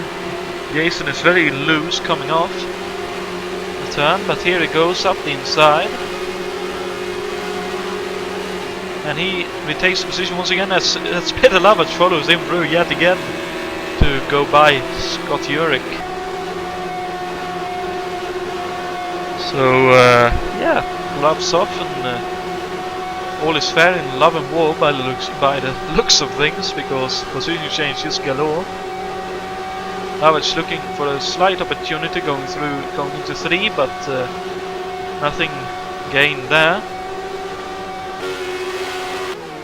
Let's see if we can find anyone a bit further back.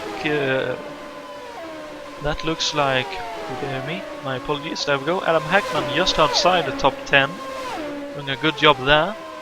And Jason Whitehead actually in 10th at the moment as a stand-in driver, doing a very good job. Although he is also helped by some of our retirees. And you have Bo still hanging on to the lead lap. And then the first of the lap down cars in the form of Grant Vidal. And then it's Mick Chapman, Pascal Mikla right behind him. And Mikael Drexler with Alan Forster, of course, out of race. Bruno Chacon still to lap himself from Forster. And then we have retirees only left, unfortunately. But yeah, everything going on right here.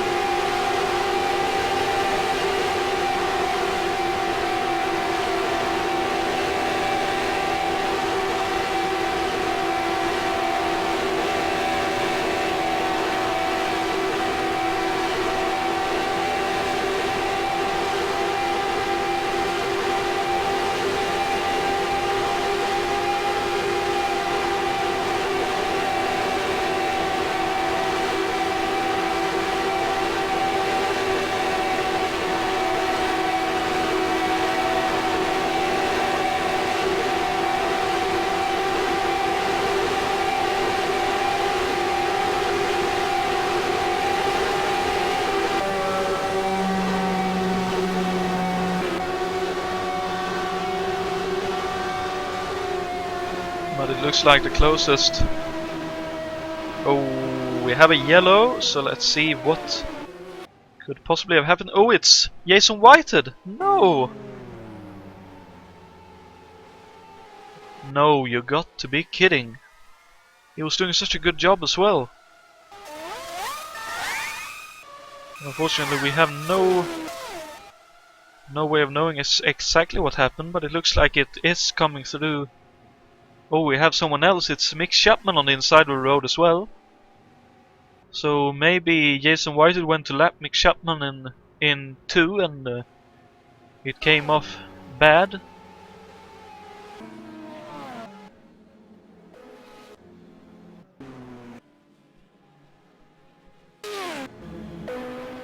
It looks like Mick Chapman is able to continue, but unfortunately Jason Whitehead is out of this race. He was doing such a good job sitting in the top 10 as well. Wow.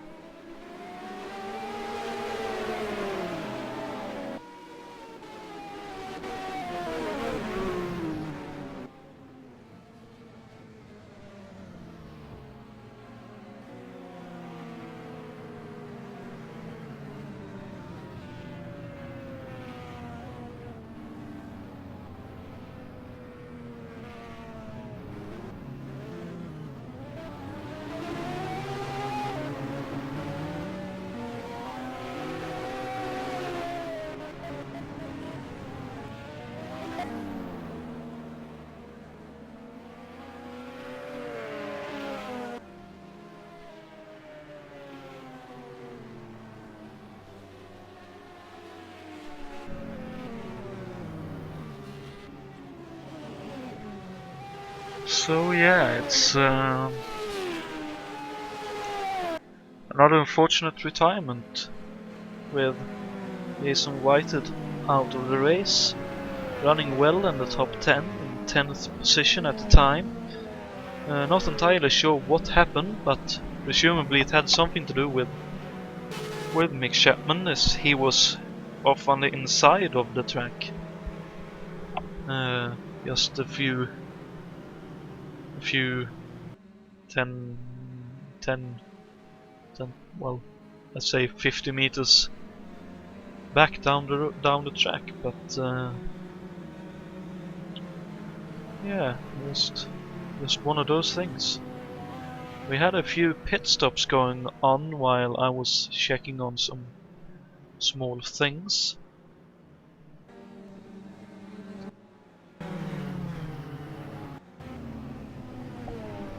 It looks like Dana Shure will take the lead here, with a few cars between her and the safety car. All of them, at least, well, maybe not at least, but on the tail of the lead lap for Grant Rudolph. Pascal Mikla 2 or 3 laps down, and Bruno Chacon, I believe, 5 or 6 laps down.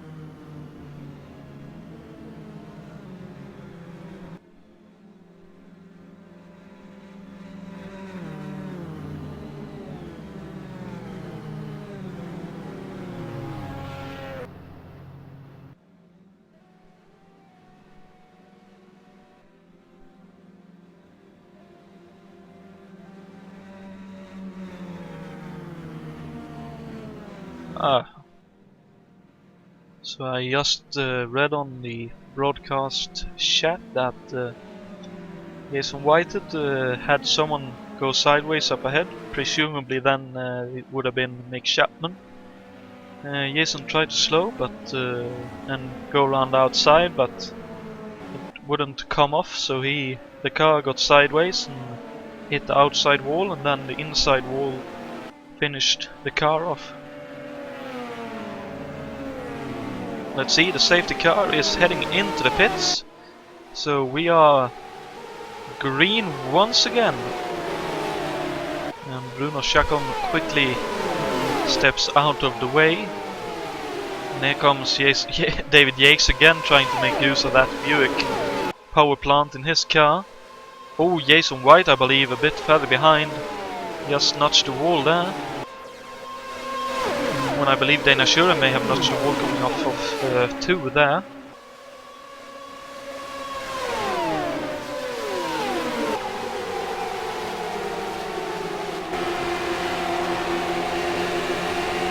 And Yates got very close to the wall that time by. It looks like the top 3 of Shure, Yates and Wilkes is streaming away somewhat.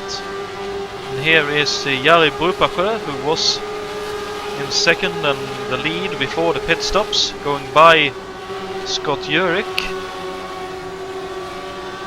Looked fairly easy for him to do that. Peter Lavac behind there, and I believe that is Jason White, 4th car in this row.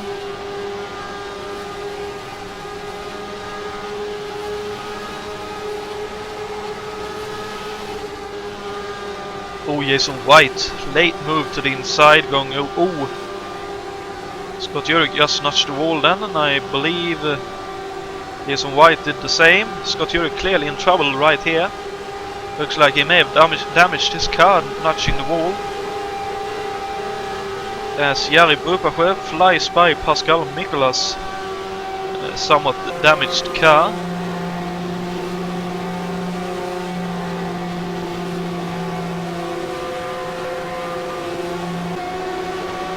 Let's see. Doesn't seem to be any major damage to the steering as such. But the car definitely looks out of balance, so the rear tracking arm could possibly have taken a bit of a knock hitting that wall for Scott Urick, because he looks very slow in the turns. He was very quick in the turns previously. As Lavac looks up the inside, has to back out of it.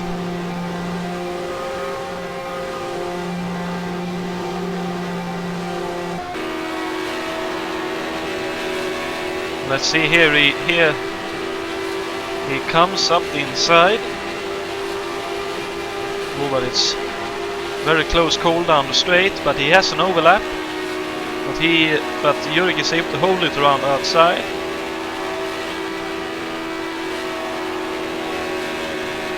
We can clearly see that Urick is struggling with the car at the moment. So he must have picked up some kind of damage hitting the wall. I'm very surprised that Jason White didn't pick up damage hitting the wall very similarly.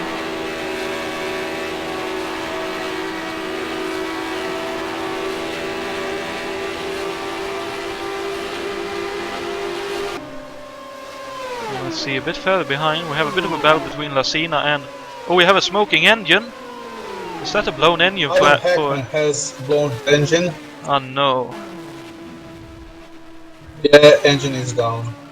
Ah. Another car that was doing a good job. I'd assume he won't make it to the pits, so this will be another safety car. Well, he managed to get off the track, so maybe there will go safety car. Well, we will know in a moment's time. Doesn't look like it just yet. And no lighting gantry is on, so looks like we may have avoided a safety car, but that is another very unfortunate retirement. Oh yes, we have contact at the front between Schurrer and Wilkes. That was very close indeed. And we have a yellow. So let's see if we can find out what has... Oh dearie me, it's Bruno Chacon with... Bruno Chacon lost his wheel. With another bit of damage to his car. Let's see, it looks like we was being lapped by Lacina and Kowalski. And yeah, he had to pinch the car and he lost it just like Alan Forster did earlier. And into the inside barriers he went, and big damage to his car. Hopefully his crew will be able to fix the car and he will be back out in the race in a few laps time as he goes through the pits to not pick up the penalty of pitting while the pit lane is closed.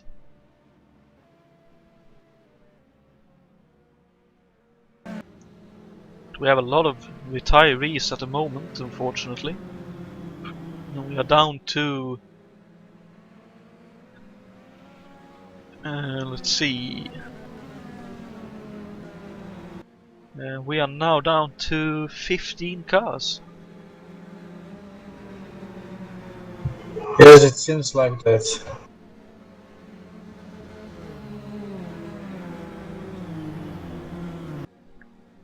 But that's our first engine of the evening with Adam Hackman a couple of laps ago.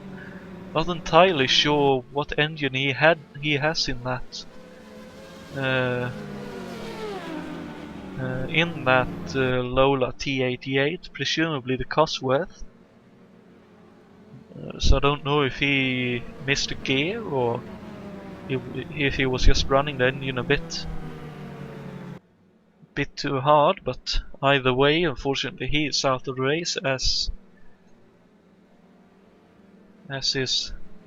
of previously Jason Whited. Alan Forster, Matthew Hull, Steve Parker, Jacob Fredriksson and Peter Blom went out together. Filippo Marassi, Alberto Ibanez with his hardware struggles with the pedals, Ray Ridal, Greg Dellacella, and unfortunately yourself without being able to finish a full lap. But to be honest, I wasn't even able to start the race actually. My apologies. No, I'm just joking. Hackman had a torque engine on it. A Cosworth? Yes, a Cosworth. Okay. So that's somewhat surprising that because the Cosworth should be the most reliable car in the engine in the field. Well, it doesn't take much, just not think few seconds about it and to leave your engine and your gearing in fourth gear, for example, and push a little bit too hard before you notice your engine is blown away. Very much so. And since these cars mostly have small revs, not very high revs, it can be really misleading. You are just thinking you are not reaching its stop because of the very low end of the sound, like really, really bassy sound of the engine, and it tricks you pretty easy. Yeah, I can imagine that, because the working revs is around, at least for the Cosworth, 11,000. I believe it maxes out at 11,600 or something. Yeah, and especially when you're surrounded by other cars, and you can hardly recognize your own sound of your engine. Yes, indeed.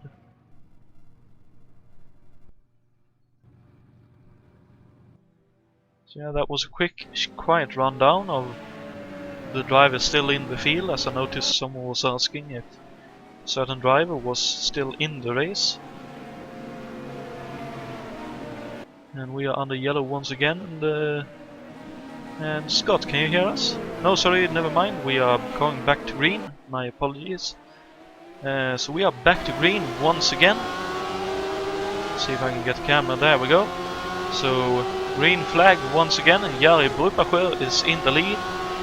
With Richard Wilkes second, and it looks like Dana Schure third, as she just got by David Yates going into one.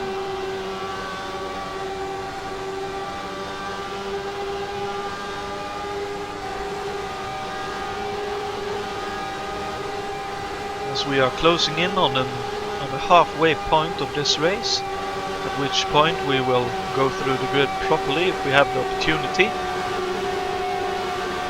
And it looks like Richard Wilkes has that car pretty well set up. He is a good oval driver, and he definitely is quick here tonight, lying in second, and looks fairly easily in second at the moment. Yes, and it's good to notice that Richard Wilkes was involved in a crash, in a touch with myself in the very first lap, so maybe even he has some small damage on his suspension. That's a very big possibility, but if as there were contact, but doesn't look to be hindering him too bad here as he's flying. Oh, as Grant Vidal being lapped. Well, he is in another league of drivers.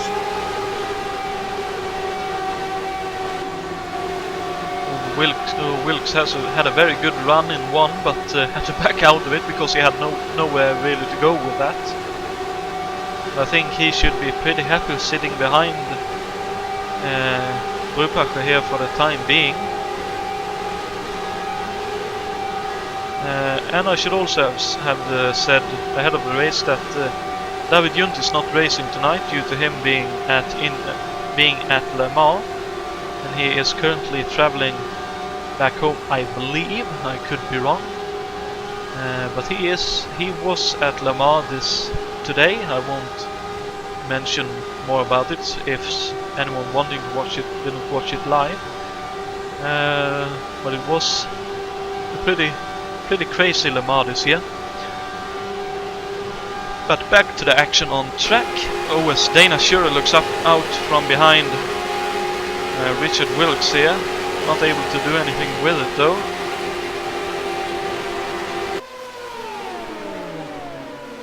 And let's see, further behind, in fifth at the moment, is Jason White. And I believe Scott Urick will have repaired the damage that he sustained earlier, because I noticed he was quite far back compared to everyone else. Ooh, Mikael Drexler trying to unlap himself, but Martin Lassina would have nothing of it. You can see the two Czechs running more or less together here with Lassina and Lavac. Doing a good job, both of them.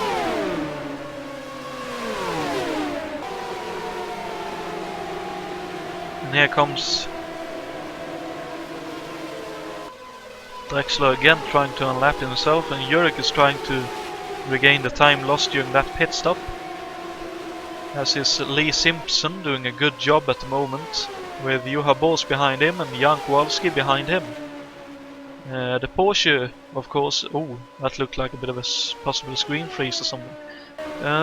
But the Porsche engine being down somewhat on power, but in capable hands, it should definitely be possible to score a top 10 with that. And he is currently in 11th, being passed for 10th by Jan Kowalski just then. So Juha Bols definitely in with a shot at the top 10 here tonight. As he is looking up the inside of Jan Kowalski, making use of the draft, and goes by.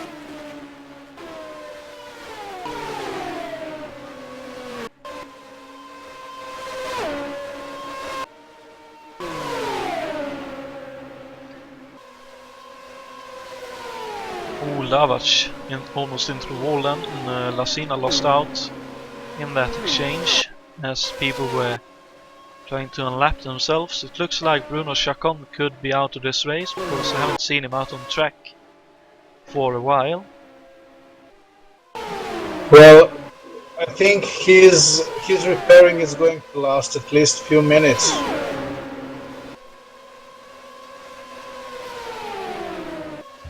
Even though those time has already passed.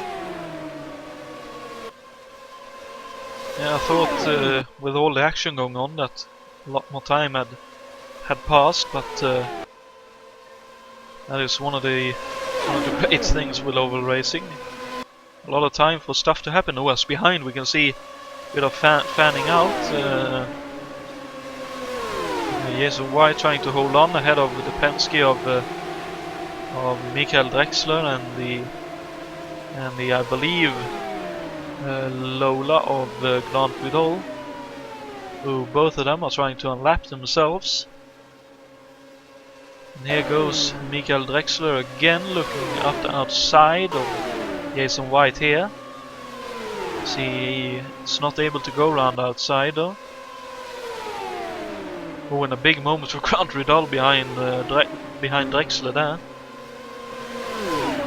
I'll just have a quick look, so apologies, I want to see. Grand Vidal is one lap behind, so it's understandable that he wants to try and unlap himself, as he clearly has the pace to stay with the fast cars, but unfortunately yellows and such has not played to his advantage.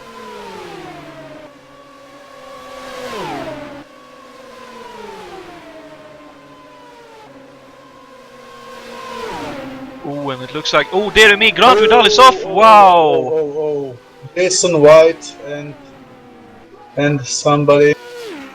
Yeah, Jason White, I believe Michael Drexler and yeah, Grand Vidal, yeah. Grand Vidal was involved in that. I believe Grand Vidal may very well be out of the race with that. He went airborne. Yeah, he had wheel-to-wheel contact there. He has a lot of damage to the rear end, clearly, because the car is all over the place.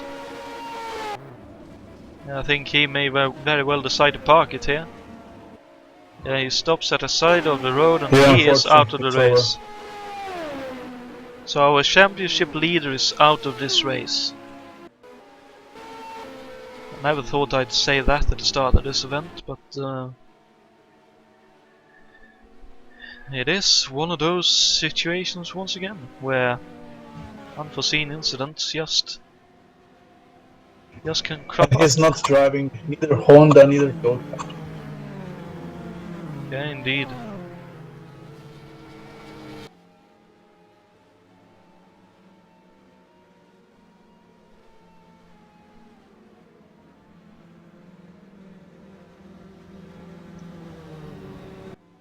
And I don't think we'll want to jump in with Jason White and Amway team at this particular moment, because I'd assume he would be somewhat frustrated and maybe even angry. So yeah, I think we'll keep it as is for the time being.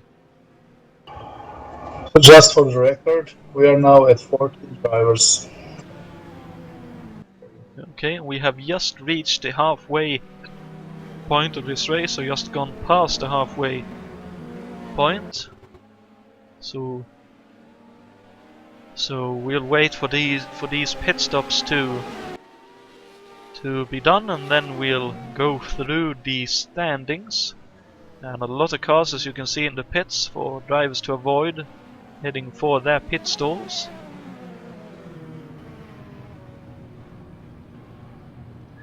We can see a few of the drivers being laps down, staying out to try and take advantage of this yellow and possibly regain a lap, but it looks like Urick will be able to retain his lead.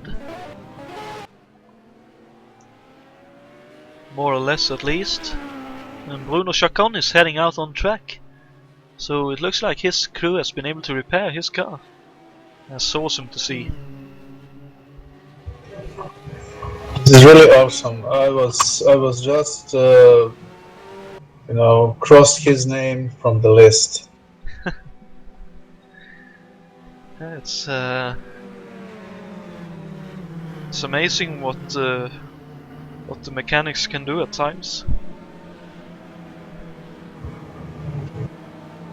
And maybe even more amazing what kind of wrecks for cars that drivers can drag back to the pits at times. We've seen it several times at Le Mans, among others, where cars that should be well and out of the race has managed to get back to the pits, and in other races as well, of course.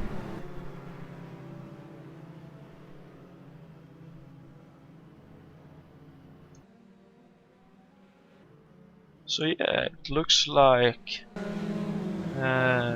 Jari Brupacher is in the lead at the halfway stage, or just after the halfway stage. Second is Dana Schurer, going past Bruno Chacon. Third is David Yates in the best placed Buick in the field, doing a very neat and tidy job, staying with the top group. Richard Wilkes is fourth, with Scott Urick climbing up to fifth.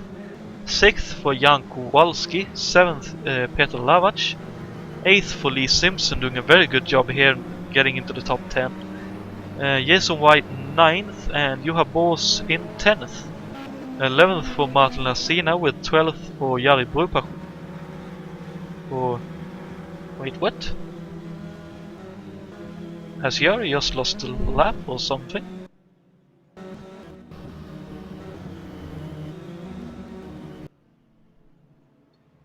Wow, it looks like Jari may have lost a lap. I don't know. I'm having the odd readings in my. I'm as a spectator on the server, Okay, and it looks like they've done only 63 laps. Okay. But yeah, that was a timing glitch in the server. Jari Brupacher is in the lead. Let's see, we were 12th. 12th for Pascal Mikola, who is heading into the pits. 13th, which will be 12th, I'd assume, for Mick Chapman. Michael Drechsler running 14th, I think, at the current moment, but sorry, 15th, but he will be up to 14th, and 15th, when he has done enough laps to pass the others, will be Bruno Chacon, who has had a lot of unfortunate incidents, but still running and doing the best he can for the Buick boys. So yeah, let's see.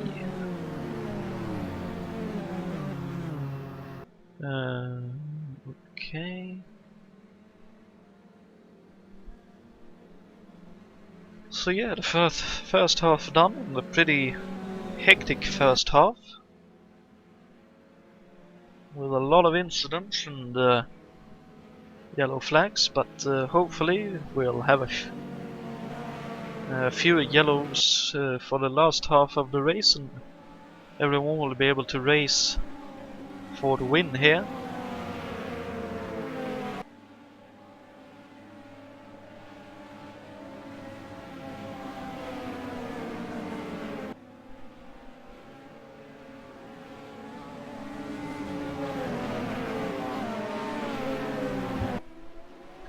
as we are going back to green right now, and Yellow Booper stays in the lead. As we said before, with Dana Shure second and Yakes third. And it looks like Wilkes was somewhat asleep at the start here, because he has a good 5 columns to get up to the Buick of Yakes.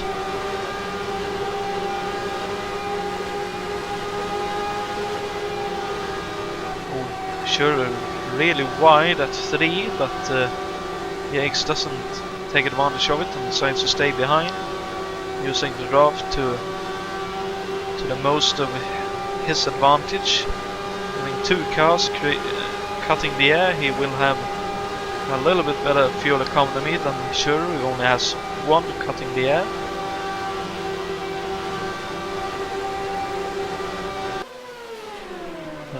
But we'll see. Scott Urick has got up to 4th, getting by Richard Wilkes. Although Wilkes is looking to possibly... No, sorry, here comes Jason White actually up the inside. Is he actually going to... Oh.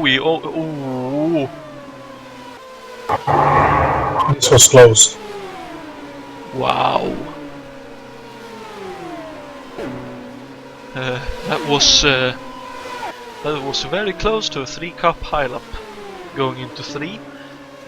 Jason White just about was able to slot in between Wilkes and Urick, but that was not quite the place to be, because contact was made between Urick and White, and Wilkes and White, so yeah, that was very close to the disaster, but they survived for the time being.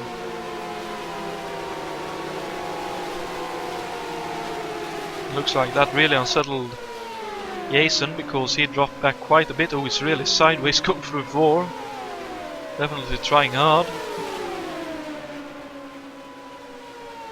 And let's see, here is a battle as well between Lavach and Kowalski. So Lasina's dropped back during these pit stops. He's a bit further behind here.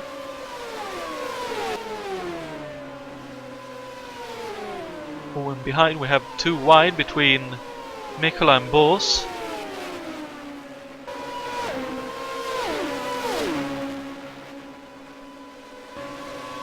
Bors, of course, in the top 10 at the moment, so he will surely be happy with that, as he looks up the inside to get out of the dirty air going into 3.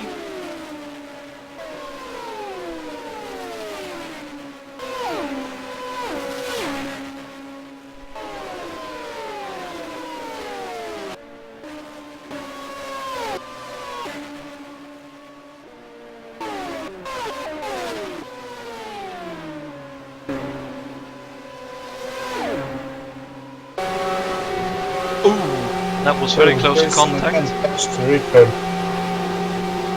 Yeah, that's what we caught on the broadcast as well, and again, very, very close between these 3. Oh, I think Scott Urick nudged the wall again. Indeed, he did. He is very close, slow going through 3, but Jason White has nowhere to go with this, but he is able to draft by Richard Wilkes with that.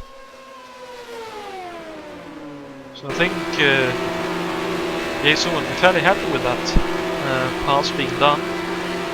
Now we will only hope to get by Urick right here and now and get away.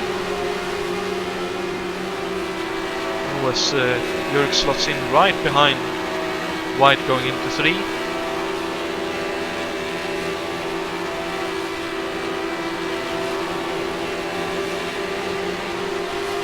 Okay, and the drafting begins once again. Oh, that's some really, really strong draw. Oh! Urick pulled out just a little bit too aggressively by the looks of things. Oh, is he spinning? He's off! Oh wow, he's upside down! Oh! Oh, he hit the wall, he got air under the car, and yeah, and the car ended up upside down. I think that will be his race over, I'm afraid.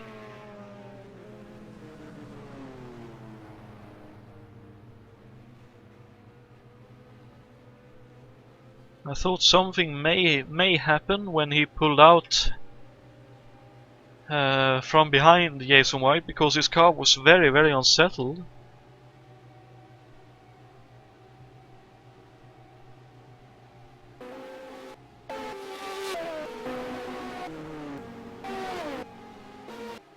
I suppose we'll see. Yes, he's out, fortunately.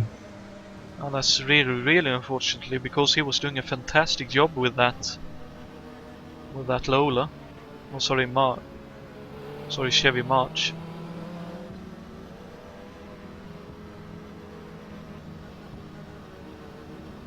I don't think he'll be wanting to chat with us for the time being. Well, let's see if Jason White will be willing to welcome us into his Team Speak channel. So if you want to follow or stay behind Raul, that's up to you, but I'll be back in a couple of minutes time. Okay, I'll be here until you come back. Okay, thank you. Channel switched. Good evening, Jason. Hey! Sorry for bumping in on you. Looks like you're having a decent race, but a lot of stuff going on. Well, Scott was determined to get by me, and I was going to make him work for it. I came off 4 and I held the inside line, which I have every right to do. And he came down the inside and or the outside, and had a bit of a head of steam. I guess he didn't leave himself enough room to tuck back in, but it's really hard racing out here. There's a lot of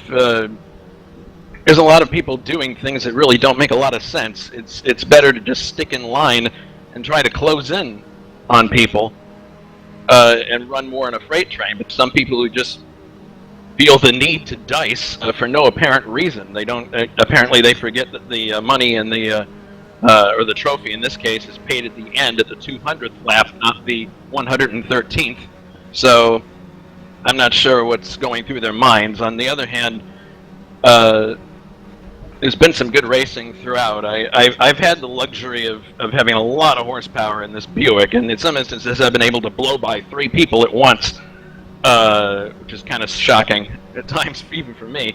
The question's going to be, I think, the guy who's going to win the race. It's going to come down to pits. How many more yellows there are, who pits under yellow, what happens. In that case, that's probably going to determine who wins it.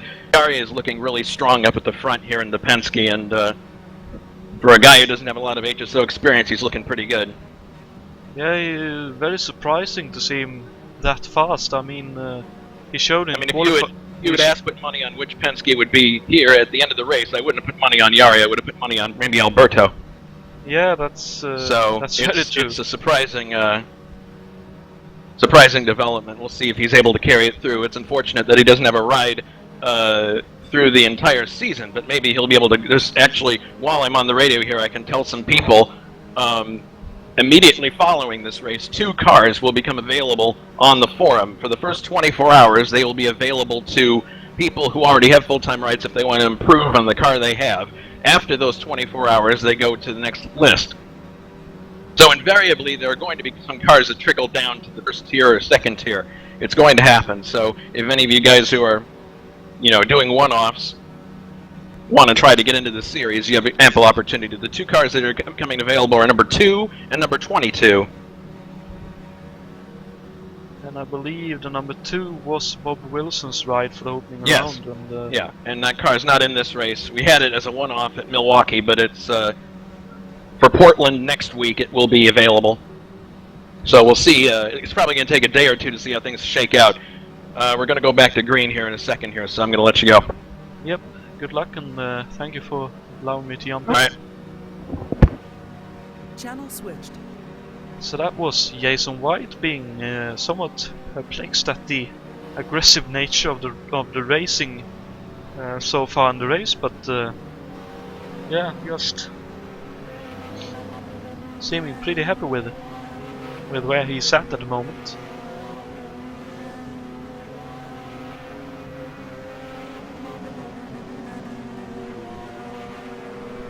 As I believe we are heading back to green. We are indeed, and the green flag is out, and Dana Shura has a good jump, as has David Yates, who was pushing her early on down the straight. And let's see if she can hold it around outside. It looks like she will. And she passes around outside once again. That is one gutsy move, but it looks like Dana has it down to a pat.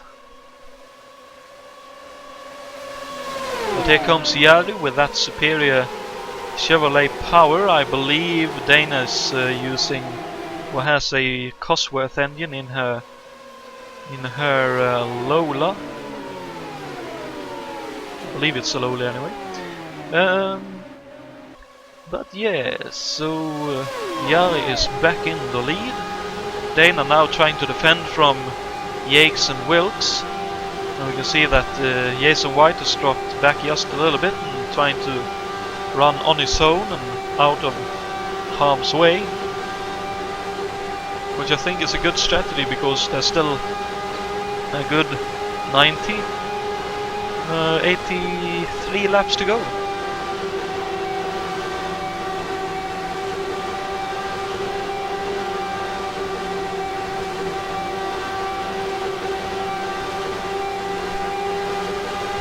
Jonathan, I'm going to give you now. Okay, so thank you very much for joining me for some of the broadcasting role, and bad luck and condolences on your early retirement. But hopefully you'll have better luck at Portland. Well, no, sorry, this was a one-off event for you. I'm sorry. For this race, I don't know if I'm going to manage to get a car for Portland, but thank you very much. I had really nice time here with you. Thank you, and I've had a nice time with you as well. Enjoy your time with your family. Thank you, see you soon. Yep, see ya. Bye. Bye. So let's see, it looks like Jason White is actually being caught by the cars behind a little bit. So that could be an interesting development.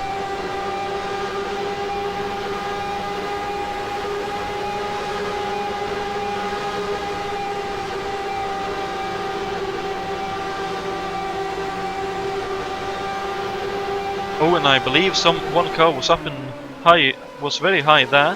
Was that actually Jason White being very high? Could very well have been. He was caught by the cars behind and running a wide line. Yeah, he was high, possibly in the wall. So hopefully he didn't pick up any damage, because that would be very detrimental to his chances in this race. Kowalski is still doing a good job, as is Lee Simpson, running, I believe, 8th, possibly 9th.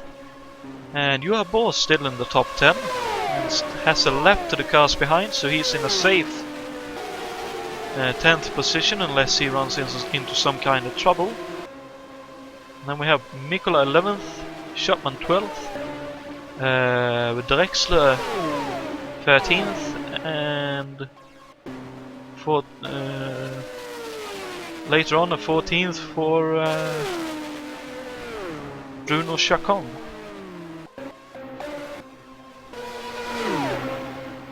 Looking back up the field, we have a bit of a battle brewing right here between Lasina, White and Lavach, with Drexler thrown in for good measure.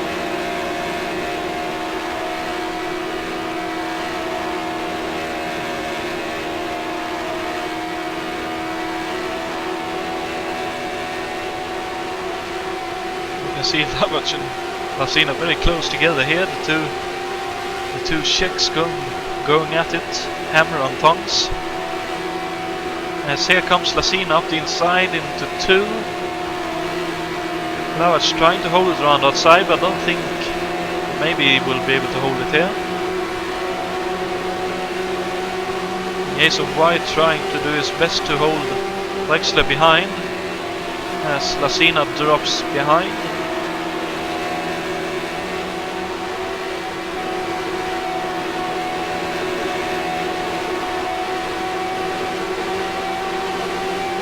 looks like this could possibly be the closest. Oh, what a run Lacina had, but he yet again had nowhere to go with it. As Drexler is now on the outside of Lacina, and he holds it around the outside. So that Penske is definitely quick. It's just very unfortunate that he had that incident early on in the race and ended up several laps down.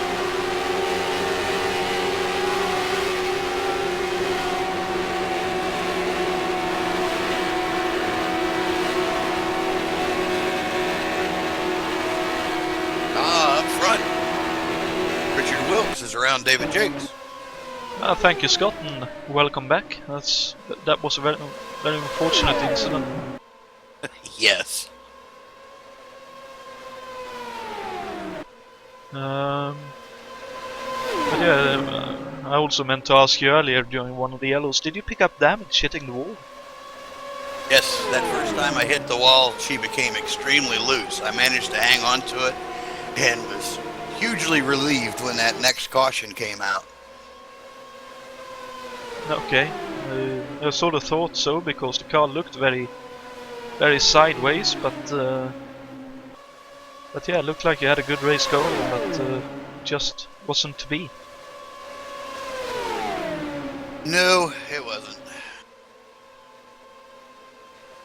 Well, good for me. I would still have a co-commentator in this event. Thank you, I appreciate that very much. And well, with all the craziness that happened during the first half of the race, if we're lucky, we'll have something similar in terms of battles, or even something similar to Milwaukee, and we will have no lack of stuff to watch and talk about. Yes, and I'm expecting, I don't know if we've seen it all yet or not, but several of those laps in the draft, I know the highest number I caught was 228 miles an hour. Wow. And there were a couple times the way my car was geared, I didn't see what speed it was, but you actually redlined, which would be a couple miles an hour above that. So some of these long trains, where I was in 4th place, we were sort of 5th place. I was trying to get the group together, and it looked like Richard Wilkes was ready to work. See if the three of us could draft up to the front triple.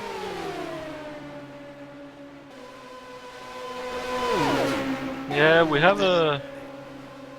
Oh, sorry, go ahead. It looks like, yes, we have a good 4-car draft up there now. These guys are... I have a feeling that they're just sort of turning laps at this point.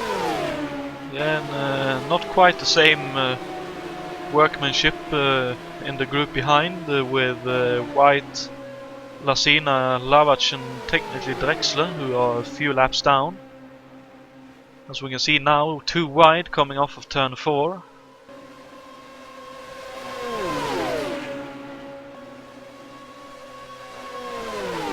Looks like these are the 2 trains that we have to watch and hope for some action to occur at. Well, Martin and Peter, if they're smart, they'll just stay behind Jason, because that Buick has such straight line speed. They can draft him on the straights, but Jason is not putting up with staying back in a group. He has to be leading it. Yeah, since he has such a straight line advantage, he isn't really an advantage to him to be at the back of it. Nope, but he's cornering quite slow, so... Yeah, it's sort of one of the downsides, isn't it, of that Yes. Buick engine. Somewhat of a heavy thing. And it looks like we have a yellow. Let's see if we can find out. Oh, it looks like Pascal Mikulab may have had a spin here. Ooh. Let's see, he had indeed. Oh, it started very early. He was sideways even before he got to the midpoint of turn turn 4 by the looks of things, and he was just about able to hold it, but he had to slam on the brakes, otherwise he would have hit the retaining barrier between the track and the pits. And you don't want to hit that. I remember, I think that was Kogan who hit that, wasn't it? Yes. In 89 or something like that.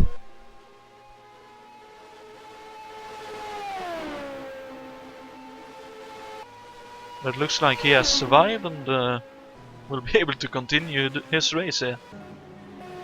Good for him. Yeah, but I don't think... I don't see any damage. No, it looks like it was just a long slide through the turn, and then he wasn't quite able to hold it when he came onto the apron. But he didn't look like he hit anything. So that was technically a very good save. We'll see how the pit stops shake out. We've got 2 of the Buicks in 4th and 5th. Yep, and the Penske up front, and then the 2, I believe, Cosworths in 2nd and 3rd. Yes. 1 March 88 for Dana, and Richard Wilkes has the Lola T88. And we have the Penske, of course, and the Penske Chevrolet. The Buick, I believe, is an 87C, isn't it? March. No, actually, well, David Jakes is an 87 March, and Jason White's running... I take that back. David Jakes is running a Lola 87, and Jason White's running a Lola 88. Oh, okay. Oh, it looks like... Two Lolas, 2 Buicks. Yeah, and it looks like Richard Wilkes may have jumped a whole lot here. Now he slows down, so... let's see, at least... let's see, Jari Brupacher looks to be in the lead still. Richard Wilkes gained a position though, getting past Dana Schurer in the pits. Looks like... but wait, Drexler has stayed out, but then also has Lee Simpson. So I'm showing Lee Simpson in the lead. Yeah, Lee Simpson is actually in the lead, but he heads onto the apron now, so he will pit this time by. I know he has pitted late all the times. Don't know if he's just very worried of picking up a black flag for pitting on the closed pit or whatever is going on with that. But yeah, he's doing a brilliant job sitting in the top 10. Oh yes. It's really hard when you're back further in the pack, and especially just in track position. When the yellow flag comes out, you really have to be on the ball to know, did the safety car pick the leaders up at that point, or are they going to have to go a full lap before the pits open up? So Lee's, I think, just playing it careful. And there's nothing wrong with that. I mean, he's sitting in the top 10 with that strategy, so all is well. Although, ooh, that's very close between him and I think that's Jason Whitehead's car, who was right in front of him. That car is retired, but that was very close for Lee to get out of the pits there.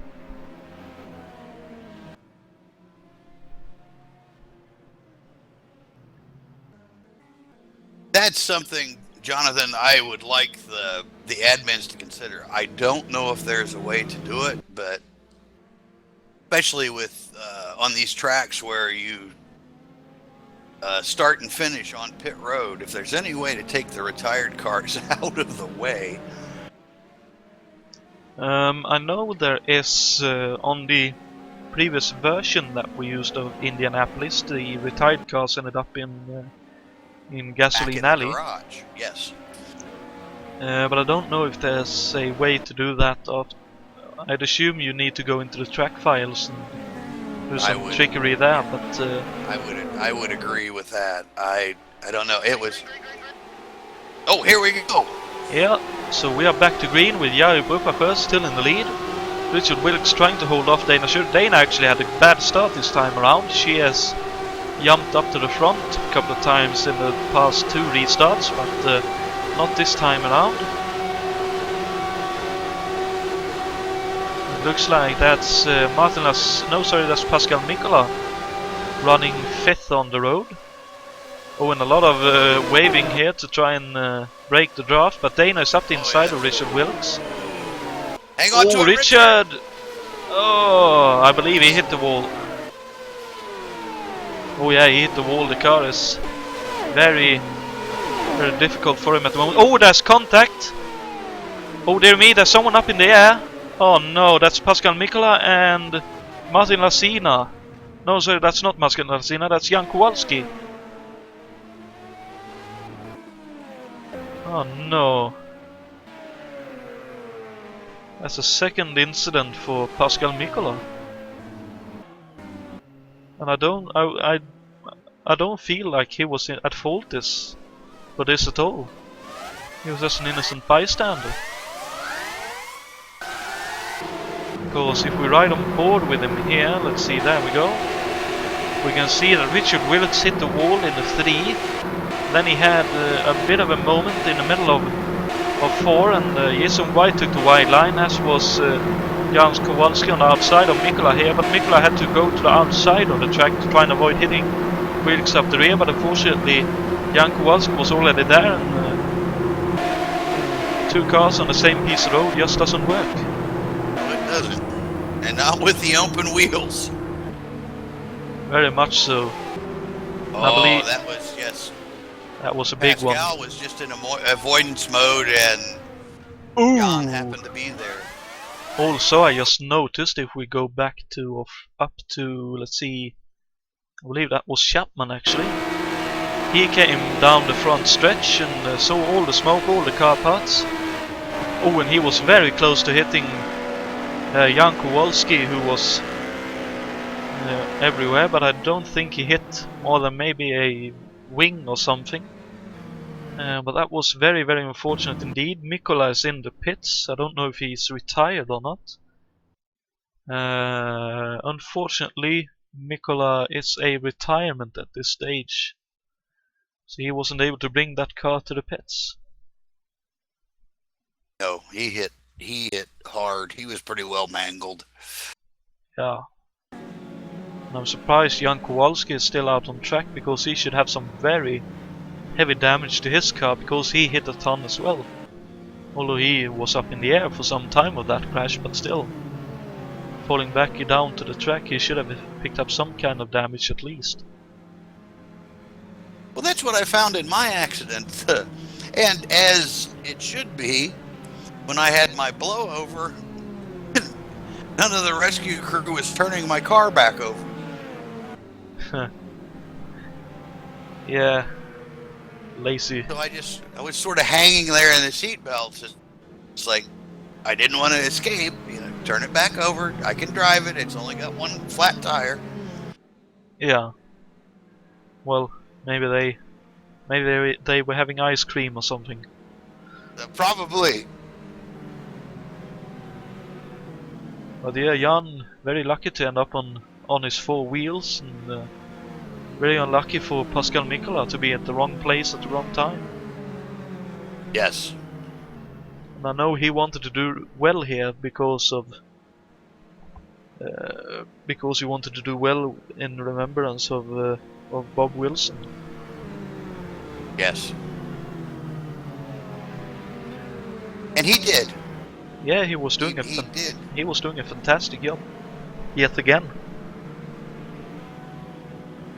Did a really good job at Milwaukee and a very good job here. Just, as I said, wrong place, wrong time.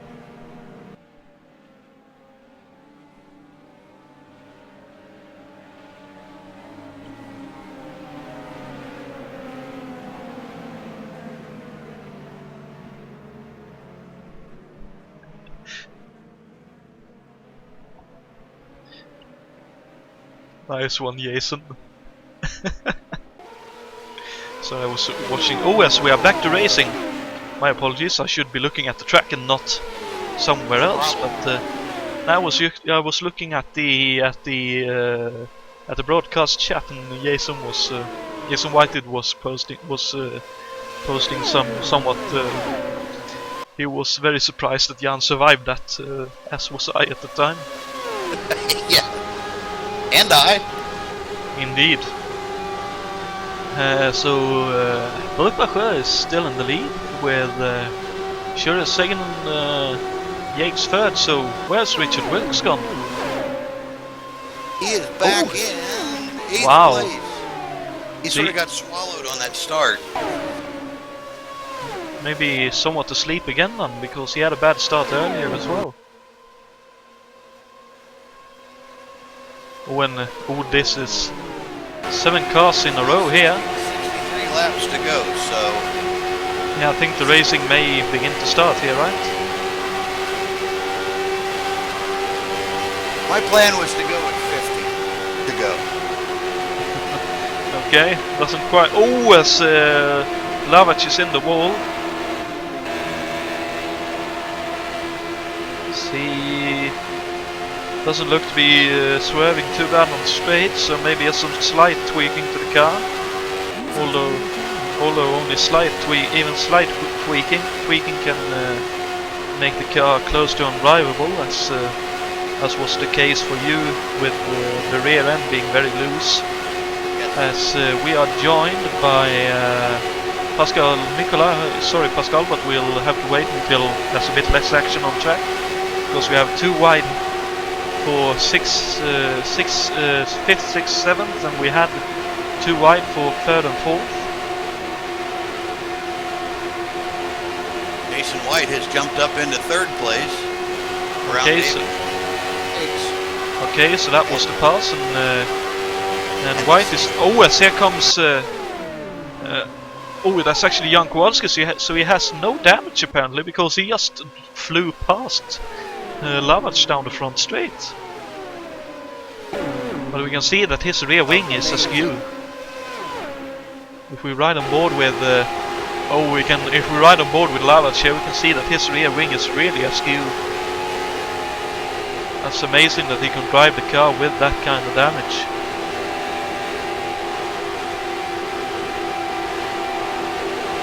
I've seen Kowalski do some things that you wouldn't think possible, so it may be possible. Yeah, that's very true.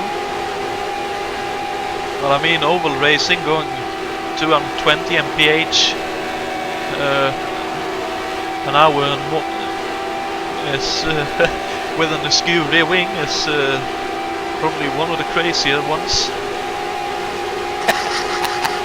to say the least. Oh, Lavach has a fantastic run, a double draft, and he gains 2 positions. Oh, as he is hit, but Lasina hit him up the rear. And here comes Richard Wilkes as well. He carried a lot of speed going into 4. We had someone lost the rear wing. Lasina just hit the wall and lost the rear wing. I hope he knows it when he gets to 1. No, that wasn't Lasina, I don't think. No, it wasn't. It was Drexler. Drexler, a couple of laps down, or many laps down at this point, if I'm not mistaken. Let's see if we can find him. Yeah, it was Drexler. Drexler was sideways in the middle of that fight. Oh, he has some pretty hefty damage, either suspension damage or a puncture or both. Yeah, he spins to the inside of the track. Looks like he may be called. Yeah, he calls it an evening. That's enough, he says, and he's out of this race. But it looks like we have a yellow. Yes, we have a yellow. So unfortunately, I'm Drexler sorry, that was Lasina right behind Drexler. That's where I thought the wing came from. It's easily done, no worries. So yeah, we are joined by Pascal Nicola. That's a very, very sad retirement, because you were doing such a fantastic job. Don't call it fantastic. It was, my friend. I would like to call it a word, but I'm not allowed to say it. Sorry, Pascal. Wilkes just spun off on the inside. Did he? I don't know if he got hit or What happened? Let's see. He's rolling again. Oh, he actually hit Martin Lasina on the yellow.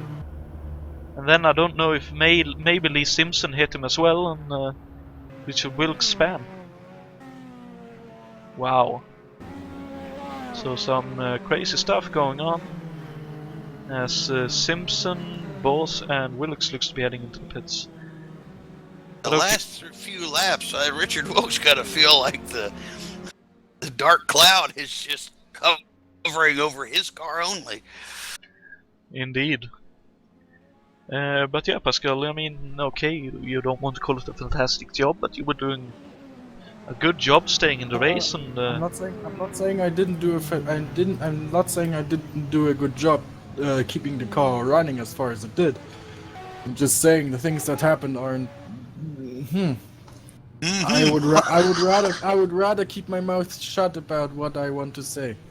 I'm okay. just saying that. So I mean, then I know that lap 70 something, Martin Lasina really insisted on passing me in the middle of the turn, middle of turn 3, and that ended up with me spinning and him just going on like nothing happened. So that wasn't cool.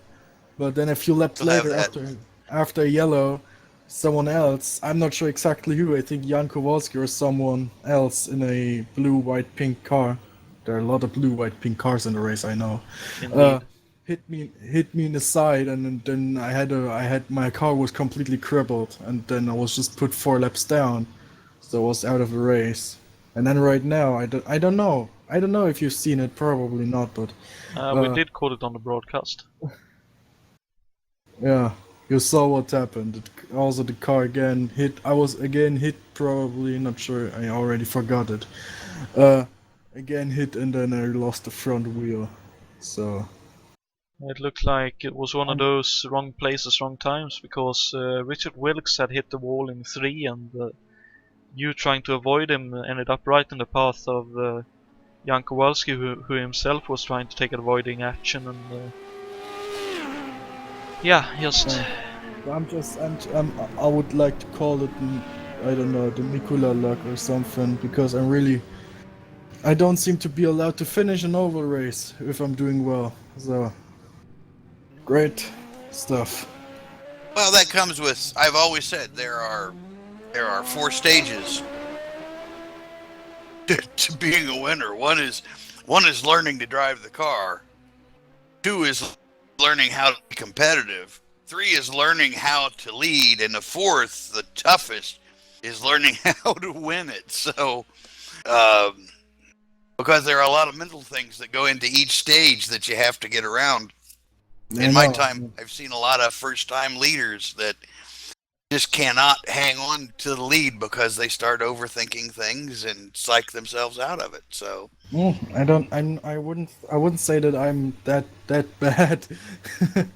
But no. I mean, you pick what stage you want to be in, but I mean, it's just one of those things that half of it is learning how to most of it is learning how to make your luck. For instance, I got taken out because I was trying to, and I had a good race going, and I was trying to make a move on somebody that I shouldn't have based on previous experience in the race, and I chose wrongly. Yeah, wait a second. Oh, what's that?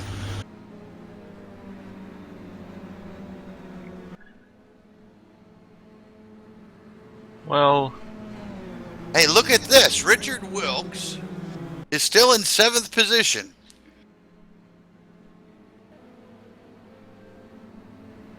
yeah, that's a good recovery from that. And Brewpacker is behind him. Yeah. Dari hasn't been making the best pit stops today, so. See you then, guys. Yeah, bad luck, User mate. disconnected from your channel. Okay. So yeah, it looks like Martin Lassin has a lap down, but we have 9 cars on the lead lap, and everyone is in the train. With Lavach running 9th. And actually, also, Juha Bors is currently in, what would that be, 5th position, possibly? Yeah, 5th position for Juha Bors at the moment in that Porsche. That's another somewhat surprising position for him to be in at the moment. I mean, a top 10 definitely, but a possible top 5 as it is right now is a bit surprising, isn't it? Based on the car's performance.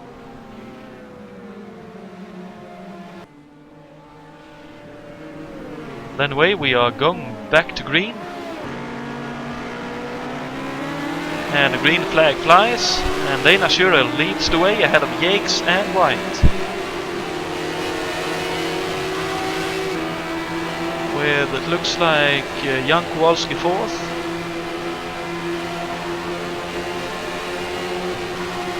And everyone else in a gaggle behind.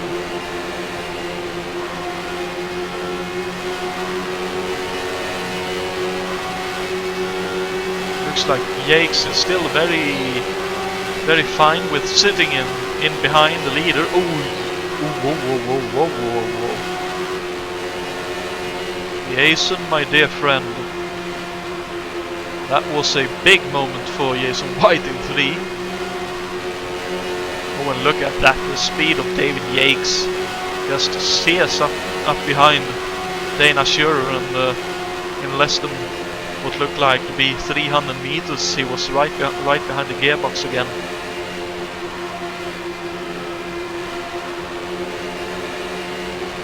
Yes, it's time to start turning that Buick up, and from my testing I found that the Lola 87 was a little better than the Lola 88 when running that engine, so... Ooh, wide again. Brupacher already up to 4th. From 8th. So that's yes. A good restart from him. He's definitely flying in that Penske, as we mentioned earlier. And Kowalski 5th. Juha Bors 6th. 7th for Lee Simpson, still doing a great job there. And then we have Richard Wilkes trying to get back up there in 9th currently, I believe at least. No, sorry, 8th and 9th for Peter Lavac. Oh, and Bruno Chacon really wide.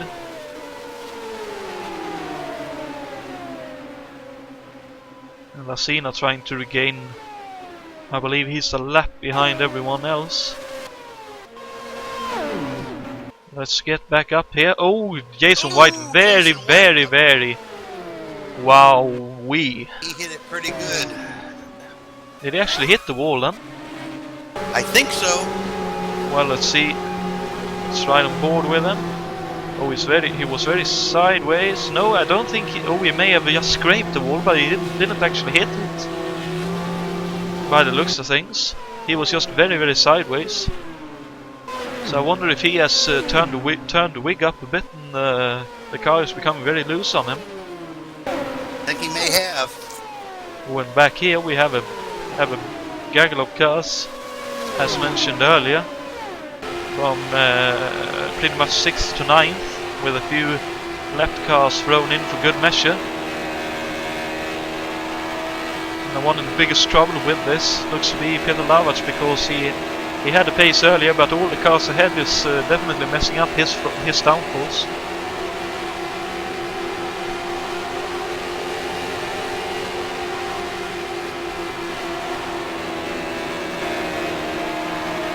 Oh, I believe Martin Lassina was wide. Oh, Martin Lassina! Oh, dearie me! Oh, that's a big off. That's a big one. 3 cars involved. Richard Wilkes is involved yet again, as was Martin Lassina and Peter Lavac. And Lassina wastes no time to head into the pits.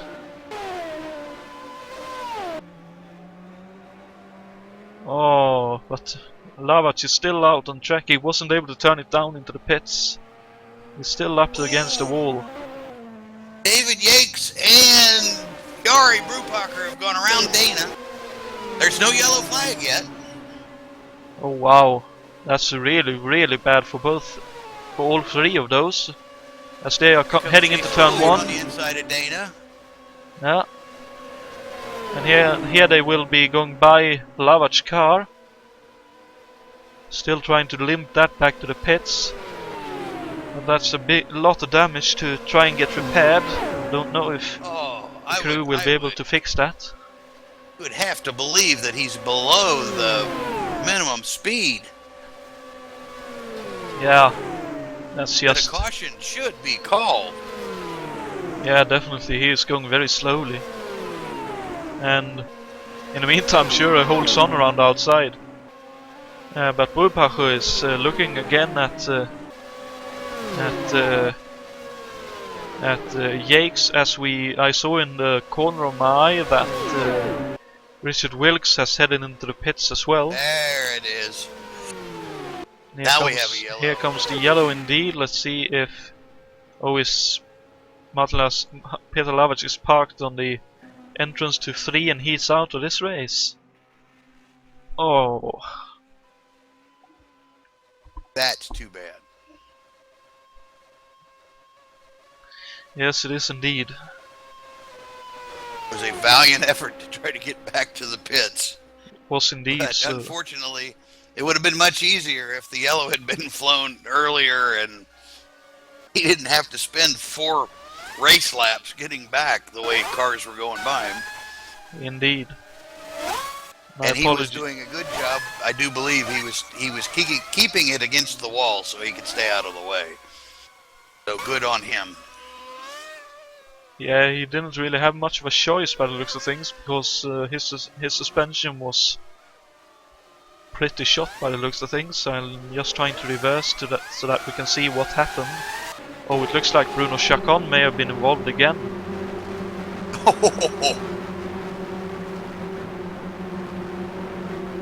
Let's see, I'm trying to get there. Let's see. There we are, my apologies, there we are. So let's see, heading through 3 and down into 4. Bruno Chacon was down the inside. Yeah, Martin Lassina had hit the wall before, and he got sideways, got down into Chacon and Richard Wilkes. Wilkes got slowed up, and Peter Lavac just had nowhere to go and hit Richard Wilkes up the rear and broke his right front suspension with that. And of course he hit the outside wall after that, as did Richard Wilkes, as did Martin Lassina twice.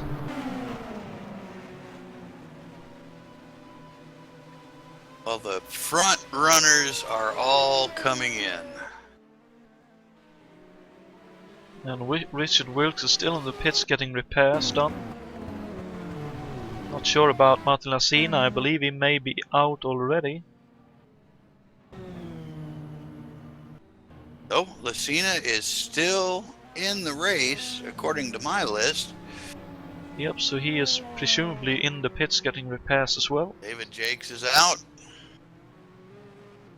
And he is... Oh, Yark had a good pit stop. He will hold on to second, I believe. Yeah, looks like it. At least but of those pitting. We will all be pitting again before the race is over. Yeah, and Juha Boos. Do it with one more stop. Yeah, Juha Boos is still, I believe, in the top 5. No, sorry, let's see. 1, 2, 3, 4. Yeah, it's still in the top 5. Technically 4th because Jan Kowalski didn't pit that time around. He's pitting now. So Juha Boos is running 4th at the moment. Wow. What a coup that would be for the Porsche team. Yeah, without a doubt. If they could get a podium here, that would be a clear upset. Well, here is the issue to watch, and not really an issue, but I don't know much about Jari Brubacher, but David Jakes is one wily old veteran, and his Buick engine has far more power than Brubacher's Chevy, although the Chevy does handle better. So with 45, 44 laps to go, where does it land? With brute force in the Buick? The Buick year-old Lola? Or with Yari and finesse in the Penske with the Chevy power? Or will it land with someone else entirely, like Dana Schurer, or who herself is a very wily fox, That's true. winning several of the 1973 USAC series races through clever strategy and some good fortune at times. And I'm sure you're using fox in the most platonic sense of term.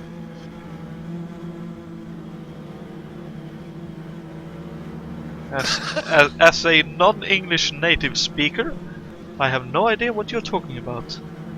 I'll explain it to you offline, okay? Yeah, sounds good. Okay.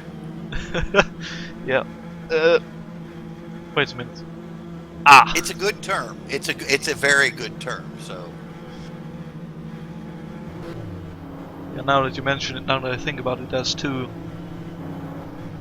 It's not pejorative at all, so. Yeah, I mean in the racing sense. Okay.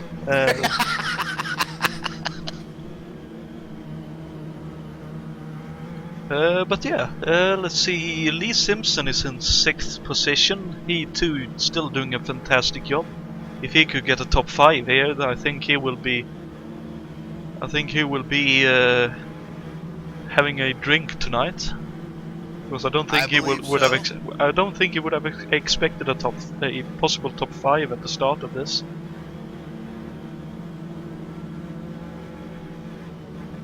I was just looking of all the cars who are still in the race, including Bruno. Well, Bruno just has not retired yet. He's now 25 laps down. David Jakes has the only non-current chassis. Everything else is a 1988 chassis. David Jakes is keeping that old girl right on the point. Well, we have one more really old woman we may need to say about the March 86C in the hands of Mick Chapman. But anyway, it looks... Yeah, he's still in the race. He's running 9th actually, with Richard Wilkes stopping back. I totally missed that. Thank you. But it looks like the revs are dropping, so we'll be going back to green flag racing, I believe. Yep, the green flag flies. Here we are, and Yari got snookered. Oh, but Jakes is slowing down. Oh, the pace car! I couldn't pass the pace car, otherwise he would have got penalty. Oh, wait a minute! Did he? Don't tell me he blew the engine. Is he? Oh my God! Oh my God! He's out! What the? No way! How? What?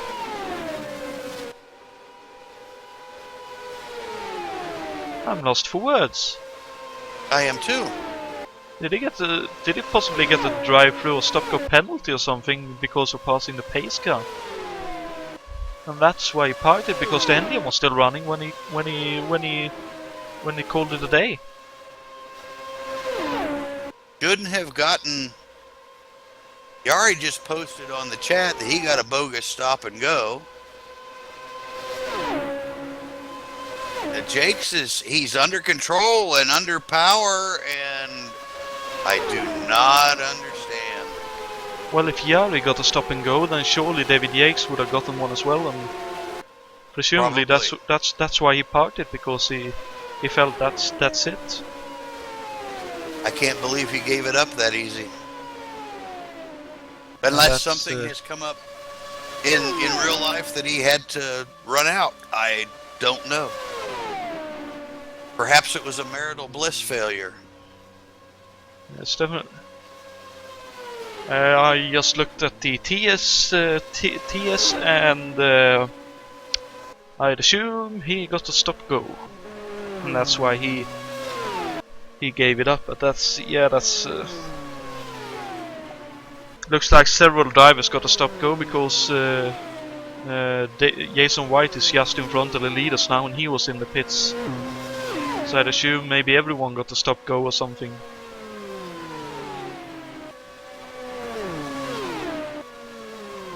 Well, that is unbelievable.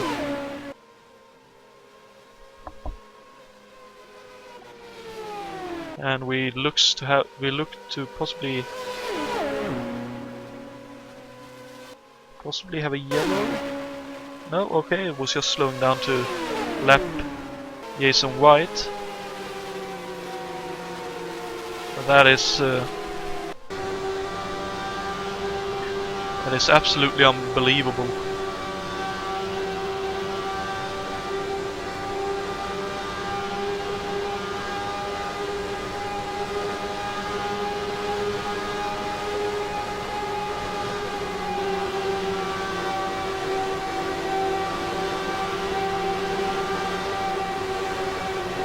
But Dana Schurer now heads up the inside of Jarl Brupacher and takes the lead of the race for the time being. And here comes Jason White trying to unlap himself. Up the inside 3 wide, going into 3.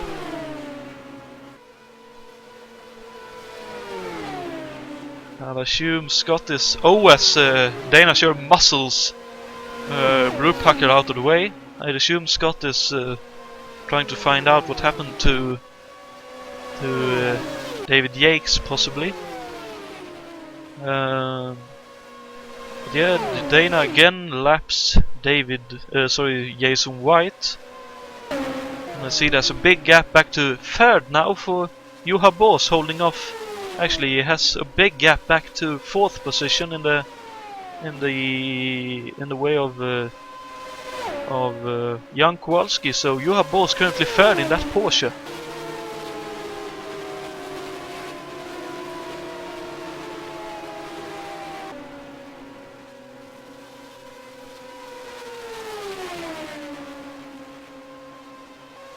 We'll see a bit further behind, it's Jason White in 6th, trying to stay on the lead lap in case of a yellow, but he gets muscled out of the way and loses out to both Schurer and Brupacher that time around, so presumably that is his run for the money gone, as Lee Simpson was also in the pits to serve a drive-through, I'd assume, as he is now in 6th, a lap down. Martin Larsina 3 laps down in 7th, and Chapman 8th. Richard Wilkes gets up to 9th with passing Jake's car, who is in the pits.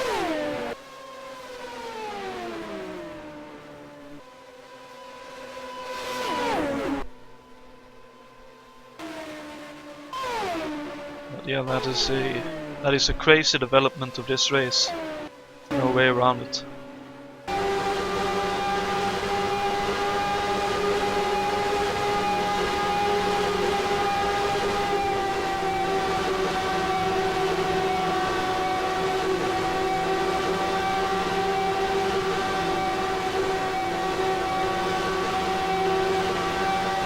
Looks like the battle is on for the lead, and that is the only battle we have to watch with that situation with apparently strange stop goes of some kind or description.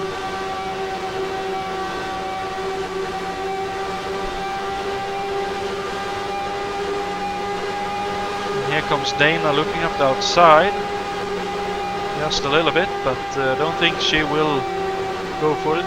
She doesn't.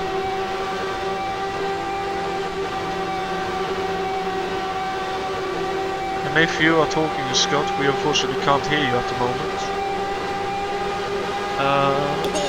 Sorry, I hit the microphone muted. There we go. Did you possibly talk or chat with Yakes, or? No, I have not. Okay. Well, sorry, but yeah. I was saying while the microphone muted, he he was beamed up by the Klingons. Ah, indeed. Yeah, that's one way to describe that situation, but still, your boss sits in 3rd position.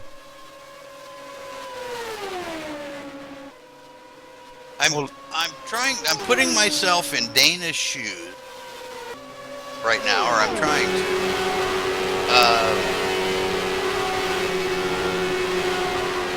I think ideally for her, if this race would stay green,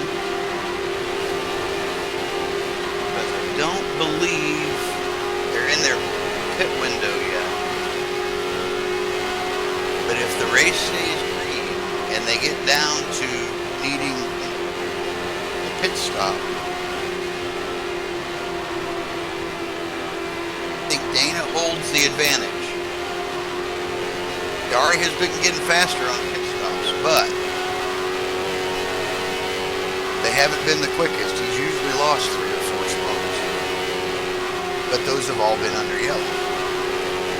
Indeed. And with it being that... Yes, if they both have to pit under green, I believe Dana holds the advantage. Well, she's going up the inside now. I think she's going for it. Yeah, she does. She's up the inside and into the lead. So Dana Shure leads the Indy 500 HSO edition on the 167th lap, although here comes Jari Brupacher. He may have led across the line, so Dana will probably not be counted as the leader of that lap, but she was briefly in the lead. And also with it being the last pit stop, we could possibly assume that they will be going hell for leather in trying to do it as quickly as possible, or what do you think? I think, Jonathan, I think Dana just tested the waters. Can I pull out and get him and on the backstretch and hold the lead until the line? I think that was a test situation. Yeah, very likely, and it looked like it was mightily close. So we could have one of the closest finishes in HSO history. I believe so. I really think we've got it coming down to that. I mean, we had the closest finish yet in an oval race in the opening round, and that involved Dana Shure as well, but that time against Alberto Ibanez in the 73 season at Texas, I believe that was. Dana is still sizing him up. I think she's making a recalculation on her last lap strategy. Yeah, and we are joined by David Yakes. Well, the Klingon sent him back.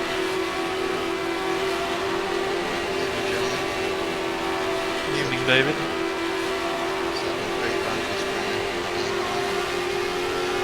Turn the boost up and didn't get a chance to get there.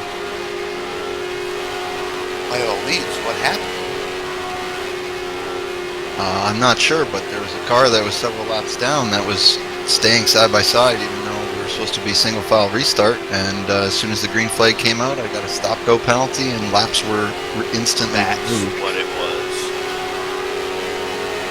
So quite a shame. I was really having a good run. Yeah, that's very unfortunate indeed, because as you say, you had a good run going and was definitely in with a chance at winning this whole thing. Well, the pace of that Penske-Chevy combo is quite high. It's one thing to stay behind, it's another thing to get by and stay there. So I think, from what I can see anyway, Dana's just trying to figure out when to make the move so she doesn't get retaken after she takes the lead.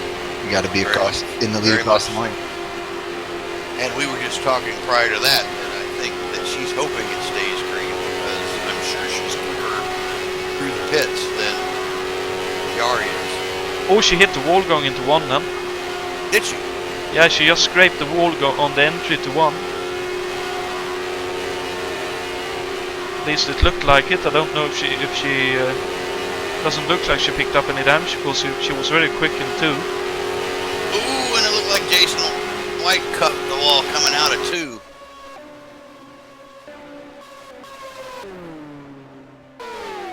Yeah, it's definitely going slower.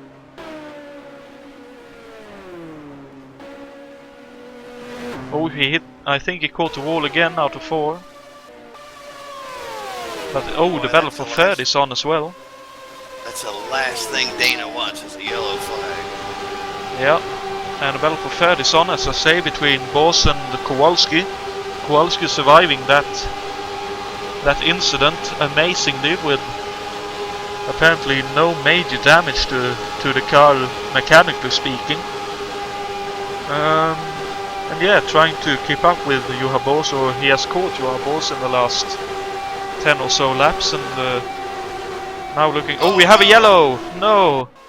Who or what has caused that? Oh, it's oh no, it's Mick Chapman in the 86C.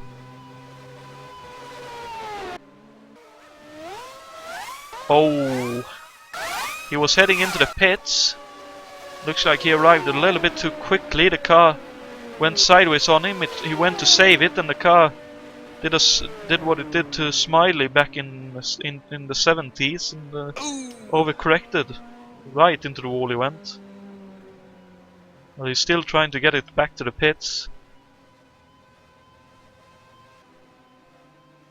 I'd say at this point, don't even care about the penalty that you may pick up. Just try to get the car. No, he's out. No. Yeah, it didn't quite get to the pits. That's really unfortunate. 25 laps. Here we go. I think they'll be able to make it to the finish from here, but as you say, I think so. As you say, Dana will. For sure. Dana won't be happy Depending with on their gearing. Yeah. The Chevy will hold, depending on their gearing, the Chevy will hold 5 boost for well over the 25 laps that are left. The Cosworth, I don't know. Also depends on how they've got the radiators set. Yeah, a lot of factors plays into this. That's for sure. But on top of everything else, there's still the draft. Okay, who comes out first? Yari, cleanly in his pits. Jason White is actually first out in his Buick powered machine, and here comes Richard Wilkes as well. And here comes, yeah, Brupacher goes out first. And Schurer behind him. Then it looks like it's Juha Boss loses out in the pits. Jan Kowalski goes out ahead.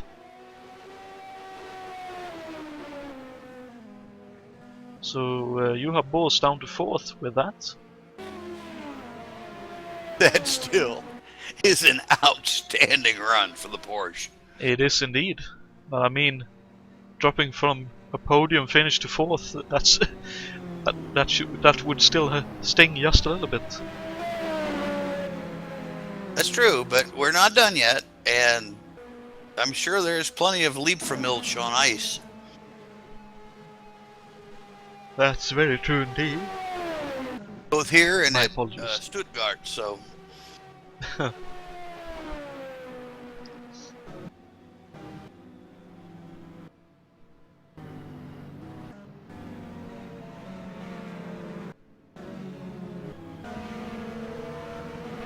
But yeah, it looks like it'll be a 4-horse race for the win, with the top 4 cars sitting nose to tail here.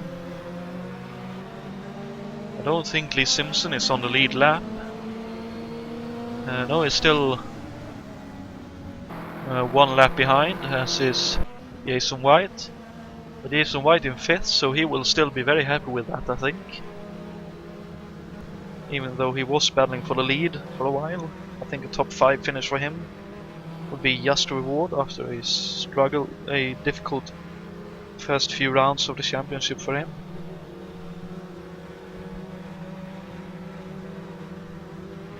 I just got word from the pits that Dana's team put an entire wad of chewing gum on the nose cone of her car because it's going to be stuck to Yari's gearbox.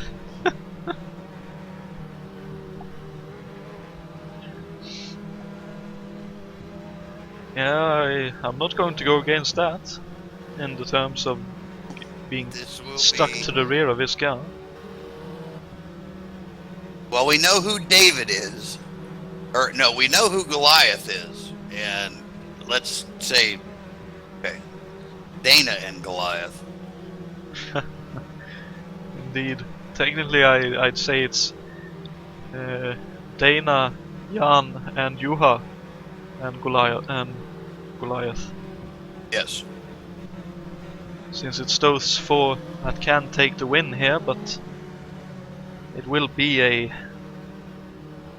tall order for Jan or Juha to take the win. It's most likely going to be between Dana and Jari, but anything can happen, and if the crumbs fall from the breadcrumbs fall from the table, I'm fairly sure that Juha and Jan will be right there to pick them up. Yes.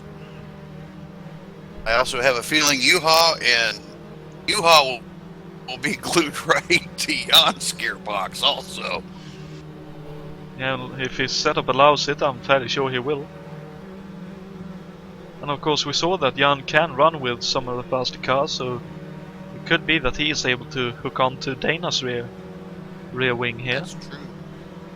Dana really has the car working in the corners.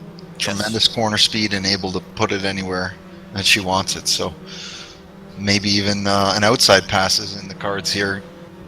She has something that, you know, blocks the other car on the inside and keeps the momentum up on the outside for her with the good handling car. Might be something that gets somebody out of the rhythm and allows the pass. I noticed when there was 4 and 5, when you were still in the race, and there were 4 and 5 of you up in that lead pack, that the snake had been born. And everybody was weaving down the back straightaway trying to break out of the draft a little bit. We'll see what happens this time. Yes, we are heading back to a green flag. And I wanted to say that we have seen Dana go around outside of cars before, so during this race, so it's definitely a possibility. Although it'll take a lot to go around the outside of Jari, but the green flag flies and the race is underway again. Juha tries to look around, up the outside of Jan back there, but nothing comes of it. We have 21 laps to go, right here and now. And there, first corner, Dana pulls up.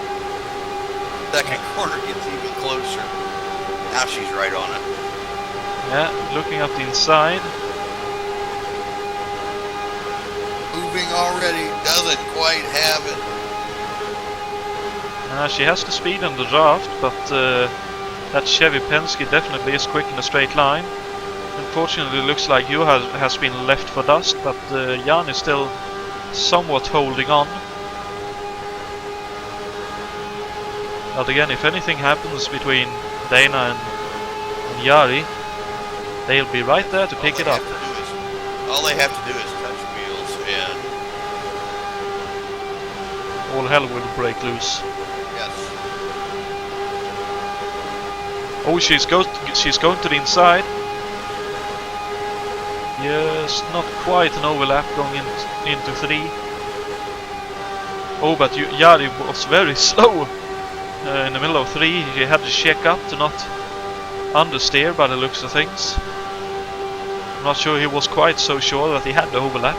Here's a run. Yeah, going around going up the inside. Oh, running very wide though. But that good handling car of hers keeps it very neat and tidy. But here comes Jari back. Oh, she's going to give it back. That was another test. Just waiting. She wanted to see how deep she had to be inside of him to get him to back off into the corner. Yep. He's not ready to make that move yet. Well, with 18 more laps practice, he's going to know exactly where she can do it. It won't be a cross your fingers and hope thing. I think she knows she can make the pass. The question is how long she can hold on to it is really what she's testing here. I could be wrong, but and well, that's the idea. She's going to test it until she can hang from about this point on the track to the start-finish line. see that time Yari's lifting just to hold position here. Yes. Yeah, I don't think he wants her to do more tries. At least not for the time being. Well, he goes up inside now. Yeah, he'll be able to clear. He needs the whole track. See, he's going to clear, and now he's got the whole track like he wants. Yep, and third and fourth has been left. Oh, here comes Dane up inside in two. Surprised him.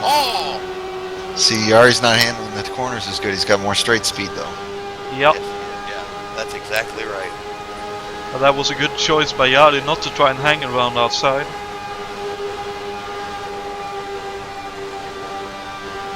Dana's got to keep a couple of those in her back pocket just in case needs to use it at the end. Yes, she Be does. able to surprise Yari.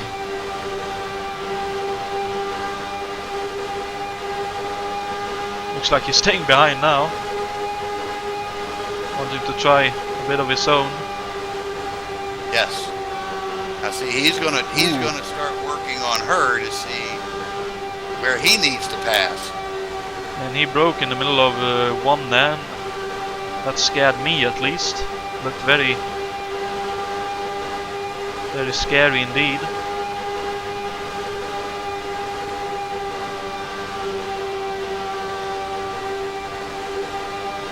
Oh, what a run he had between 3 and 4 in the North Chute.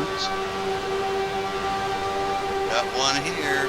Oh, too close coming out of 4. He can't hit.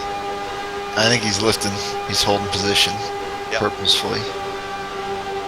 Yeah, he wants to let Dana do some of the work, possibly, and look for what he needs to do in the 3 and 4 to get back at before the start-finish line himself. Here he comes. But sounds like he lifted off.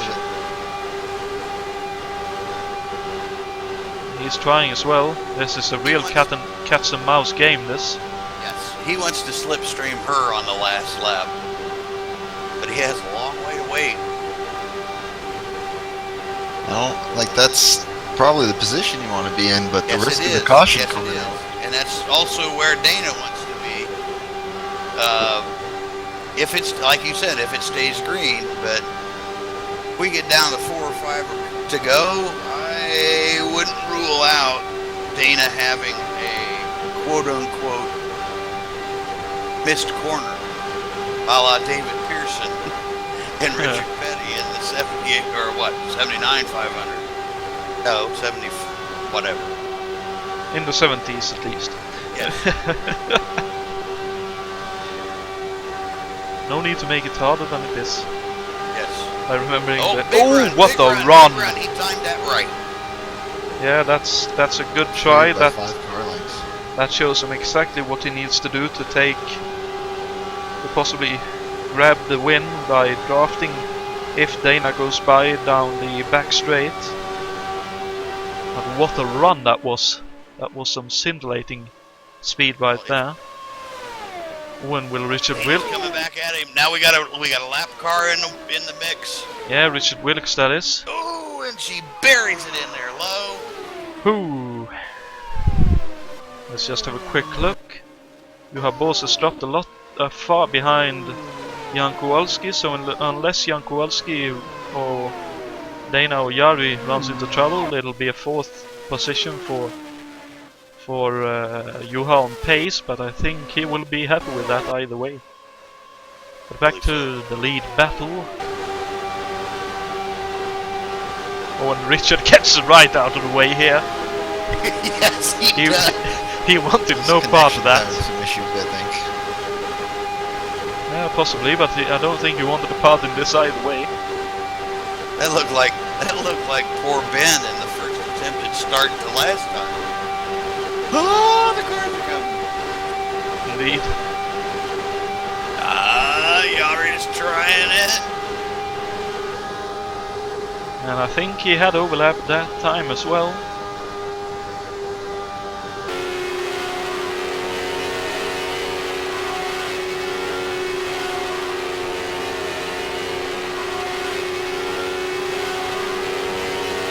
or even takes in a sort of somewhat defense, driving down the back straight this time around. But I think we have, what is it, 13, 14 laps to go, something like that? Looks like about 11. Oh, and I think This time by. Dana nudged the wall again on the entry of 4 this time. Looked like it at least, but I'm not entirely sure. Here she comes, I think. Yeah, up the inside, and looks very easy, but that's a very brave pass to make.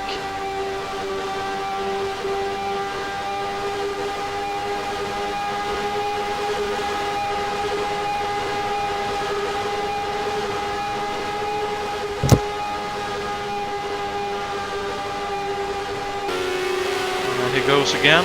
So this is, I think both of them are going all out at this point. Yep, and she's after it. Just showing him that she's still there. Almost definitely. And up the inside she goes. That is so impressive to watch.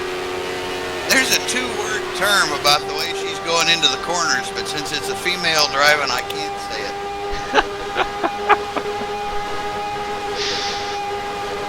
Well,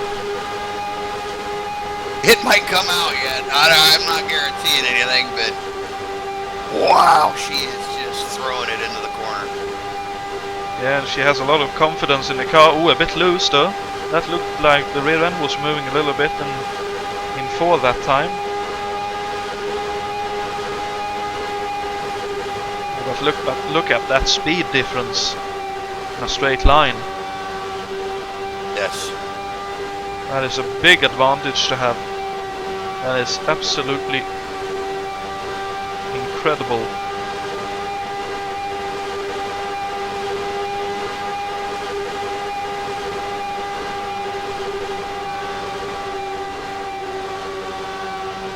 While we have a bit of a moment of respite again.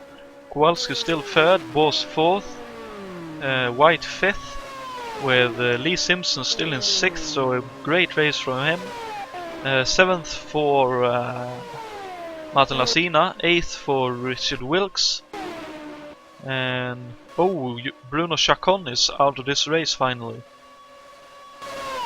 unfortunately. But back to the lead. Don't say finally. Well, sorry. Well, I don't mean it like that.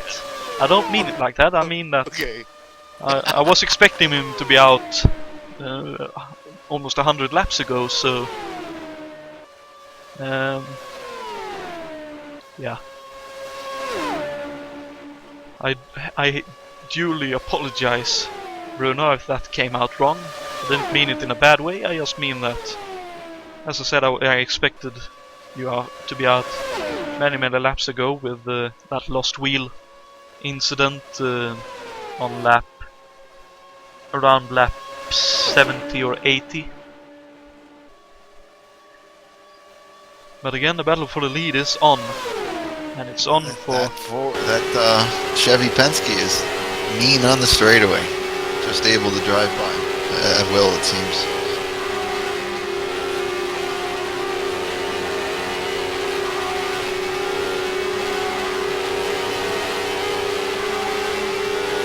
And Dana looking around outside this time. Oh, she's holding it around outside. Oh, this is her move. This is it. Wow. Look at I that. I would have saved that for the end, but now she's shown. But you can see it's hard to defend. On Whoa, that's a defensive move down the straight from Dana. Sorry to cut you off, David. Well, here she comes on the cutback. Oh, We'll see who's got it at the line, though. Is it going to be enough? That's still not late enough. Oh, wow. That straight line speed advantage. Almost looks like Dana has to pass Jari around outside in 3 and 4, and that's really difficult to do. Locks him down somehow, yeah. I was just looking at trap speeds.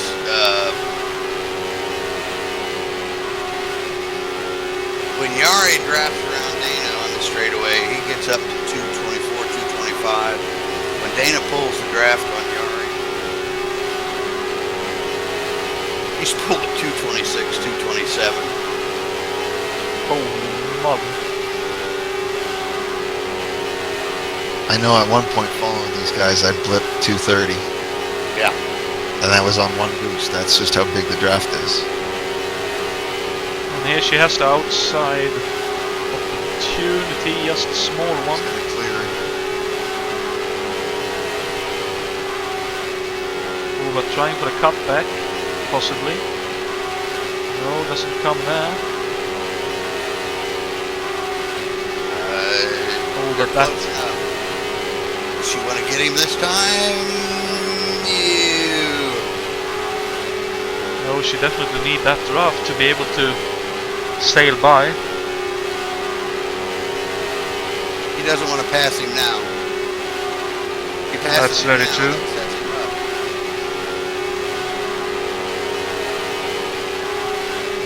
We can't hear it on the TV monitor, but I'll guarantee you that pedal is just feathering. Oh, oh no! Touch. Oh, she stays off the wall though. Holy sh! 6 tenths off of him. I don't know that she can get back to him. Wow. Well, they hit pretty hard as well. That was a fantastic bit of driving to stay off the wall from Dana. Yes.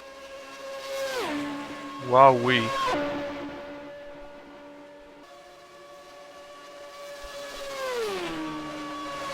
That's a real heart-in-mouth moment. That is.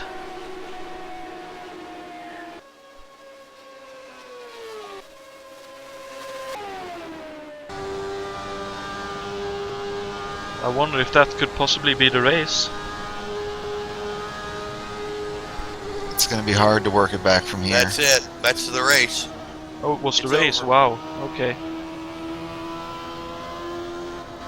My apologies. I didn't quite keep up with that. So, Jari Brupacher takes the win in a situation getting very close to the situation between Anse Junior and Ari Landike. no, sorry, not Line like the Brazilian Emerson Fittipaldi, where they touched on the final lap. That was the second to last lap, but that got very close indeed. Dana Schurer gets second, third for wait, what? Let's see, is this really? Oh, Martin Lasina got third. Whatever happened? What happened to The order Jan of the Kowalski? grid has changed for some reason. What the? It's third for Lee Simpson showing at the moment. Unserved penalties. Oh wow, really? When Something was going on. when David Jakes got pinched with that lapped car out front. But they're going to update it. They're not going to make it stick, so it will end as we saw it. Of course, Wilkes is already bitching about Certainly it. anything we're talking about is unofficial. It'll have to be reviewed to see what's Right. actually the case. Official results won't be out until Tuesday morning at 7 a.m. Indeed. So we apologize for the jumbled order, but I think the racing at the end and for most of the race will make up for that slight disappointment. But yeah, that's very unfortunate that we won't get the official results at the moment. But still some fantastic racing and a great finish.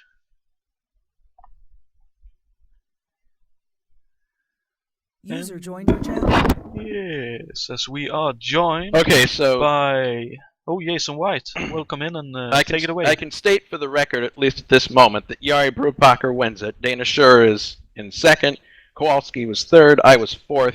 and I believe that Lee Simpson was 5th. As soon as we're done here, I'm going to videotape review the finish and adjust it accordingly. The unfortunate thing is that there were a couple of people, myself included, who served the penalty that we got. It was triggered by Lucina being in the wrong place. The server mistakenly put him at the front. I took the penalty myself for the simple reason that I didn't want there to be any chance for anybody to say that an admin was advancing his mission post-race via editing. So I wanted to since I'm the admin, I wanted to take myself completely out of the equation. So there was no question about myself finagling things for my own benefit. So I was like, all right, I'll hang back here. We'll see what's going to happen. And clearly, Yari won the race. The post-race penalty of a lap was added, and I will detract that at the end. I know there are some people who would say, well, I took the penalty and Yari should have too. The penalty was not deserved, and we have a mechanism built into the mod that allows for somebody to continue to drive with a penalty that they feel they did not receive, and then post-race it can be changed because we give an umpteen number of laps to serve it. But if I were in Yari's shoes, I would not have taken the penalty, or I would not have pitted. Because if, later on you find that was not deserved, what are you going to do? You don't get it back. So he, from his point of view, he made the right call to keep going. User joined your channel. Those who were made the decision to pit, I don't know what to tell them. It's the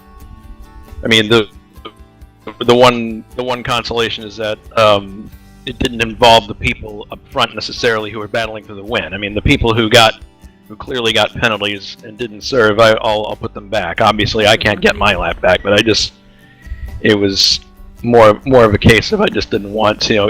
I was thinking if I was up there battling for the win, and I went in post race, and let's say I crossed line first, but it gave me the thing in it, and I put the thing back in after the fact, that would look really fishy, being that I was the admin. So I was like, I don't want to put myself in the middle of this. So can you guys hear me? Yes. Activated. All right, great. Addressing the topic with the serve penalty, I figured myself. I was actually going to pit. Then I saw in the window in the HUD that it said I had 250 laps to serve it. So yeah. So that is there quite deliberately. So if people get any penalties that they don't feel they deserve, they can keep driving, a la Scott Goodyear 1995, and protest the case after the fact. From my point of view, it was obvious that it was a penalty that we didn't deserve, because Lucina was ordered to the front of the line, and then inexplicably, when the pace car was in, we were all told we were ahead of him, and there was nothing we could do. And then everybody who was ahead of Lucina on the track was handed a penalty. Some people made the decision to come in, others did not. The proper thing to do would have been to just ignore the penalty. If you know that a penalty is not deserved, the best course of action is to just raise a middle finger to the server and keep driving. Yeah, that's what I just thought I'd do. Yeah, so, as I was saying before, I made the snap decision to pit simply because, from my own point of view, I didn't want to insert myself into the middle of the fight because I was an admin and I didn't want to. Let's say, for example, I came across line first, and then I got that penalty, and then I put myself back in front. That would look really fishy from the outside. So, being that I'm the admin, so I decided, I've had a decent race. I'm going to hang back here, take the penalty, even though I know I'm not supposed to get it, and let you guys go ahead and race. So, yeah, actually, that confused me a little too, because I was quite sure you were taking the penalty. So, but yeah, I mean, in hindsight, maybe I should have just kept on driving. But I don't know. When you've been driving for 3+ hours, you mental faculties are not always wake up. Top of mind. So yeah, I mean, I wouldn't have been able to. I don't think I would have been able to challenge either of you two anyway. Well, It was a great race. It was a great race. I really enjoyed Yeah. that. Actually, the first race I did that was in this length. I've never done a full 500-mile race. So it was great. Dana was really fast. And, Well, Dana's our resident oval expert. She's yeah, it was great battling. I was trying to figure out how to get past her and how to not get passed back. Yeah. yeah. All right. Well, if you guys will excuse me, I have some editing to do. Yeah, no problem, man. User disconnected from your channel. So, congratulations, Jari, on winning the Indy 500 at HSO. Yeah, thank you very much. It's a great feeling. I actually didn't think I'd win it because I was really afraid I'd blow the engine. It had happened a couple of times while practicing, so I was extra carefully also in the pits to just come slowly out of the pits and just save the equipment. And it looks Yari, what was it like when the last 10 laps after the last pit stop, when you and Dana were checking each other over on where to pass? And I actually had the broadcast running on my side, so I heard a little what you were talking about. You were like my spotters all the time. I heard you were thinking we were going flat out, but I think we were quite holding back. I was running engine boost 2 or 3 out of 5 almost the entire time, just trying to conserve. And a couple times when I did those really fast passes, that's when I went into mode number 5, which I deployed then in the last couple laps. It's a shame we touched in the end, but yeah, I think that was just racing. yes, it was. It was great. It was great to watch. Yeah, it was nice to drive. Actually, at some point I thought I was going to pass out. I was really nervous, but luckily I didn't.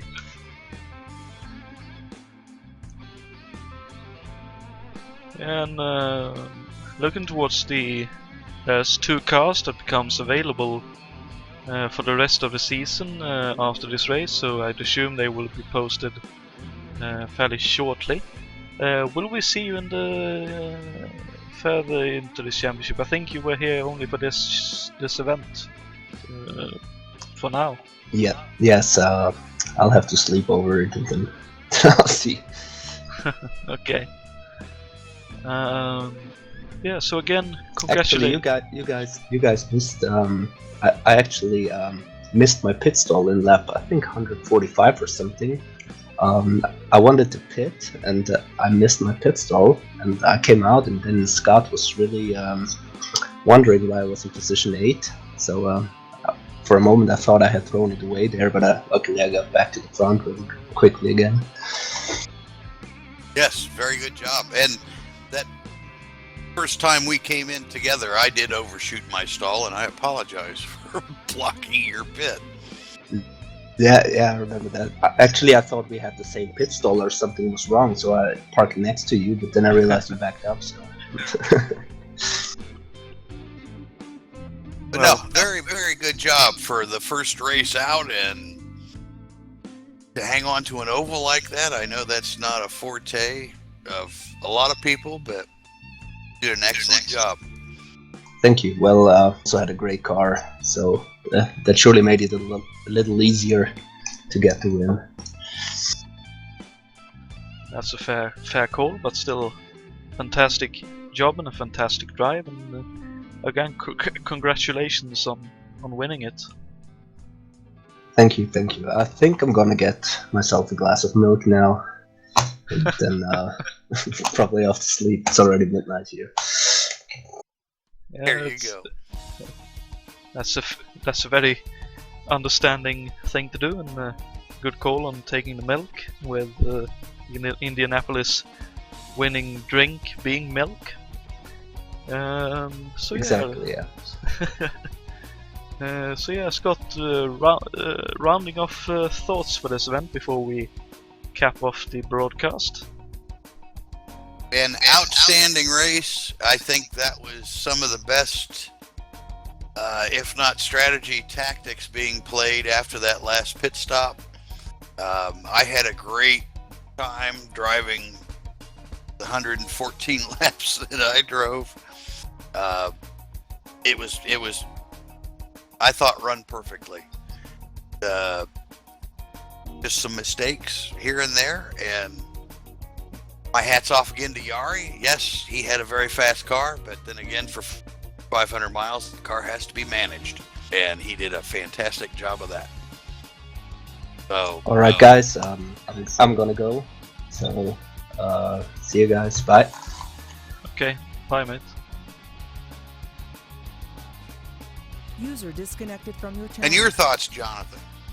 Well, a very interesting evening. As you say, a lot of small mistakes and maybe some bigger ones thrown into the mix. Some very good racing, some fair racing, some hard racing at times. Just fantastic fun to watch, and a privilege to be able to broadcast it. As for I, and with you, cheers. Cheers to you as well. And yeah, with that, I think we'll cap off the broadcast after just under 4 hours. Yeah, thank you very much for tuning in, everyone, and I hope you enjoyed it as much as me and Scott did. Again, big congratulations to Jari for winning the event, and see you all, I believe, next weekend when we head to Portland and the road course there. But until then, take care and have fun. Good night, everybody. User joined your channel. Are we still on the air?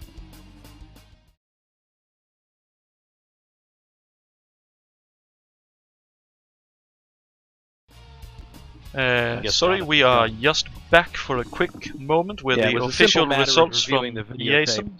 So take it away and then we'll cap off the broadcast. Oh, we're still on. Okay. All right. Well, official results after reviewing videotape. Jari Brubacher wins it. Dana Schurer is second. Jan Kowalski third. Fourth place and 1 lap down is yours truly. Fifth place is Lee Simpson, 1 lap down. Sixth, Juha Boss. Seventh, Martin Lacina.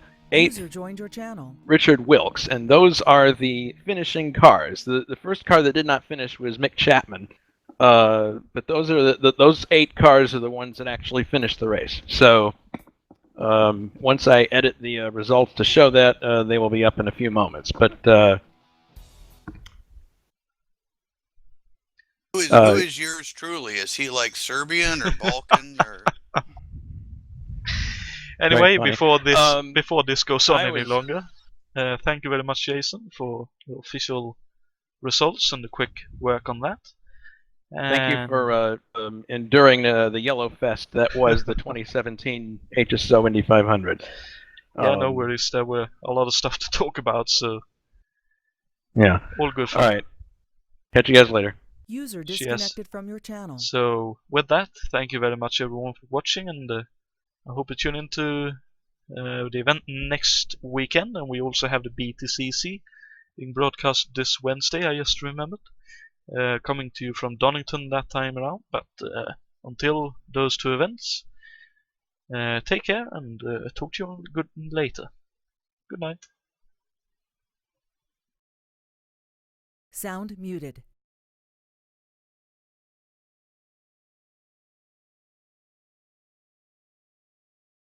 Microphone muted.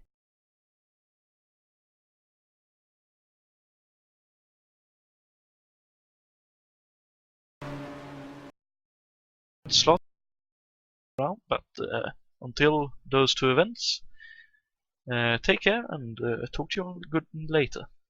Good night. Sound muted.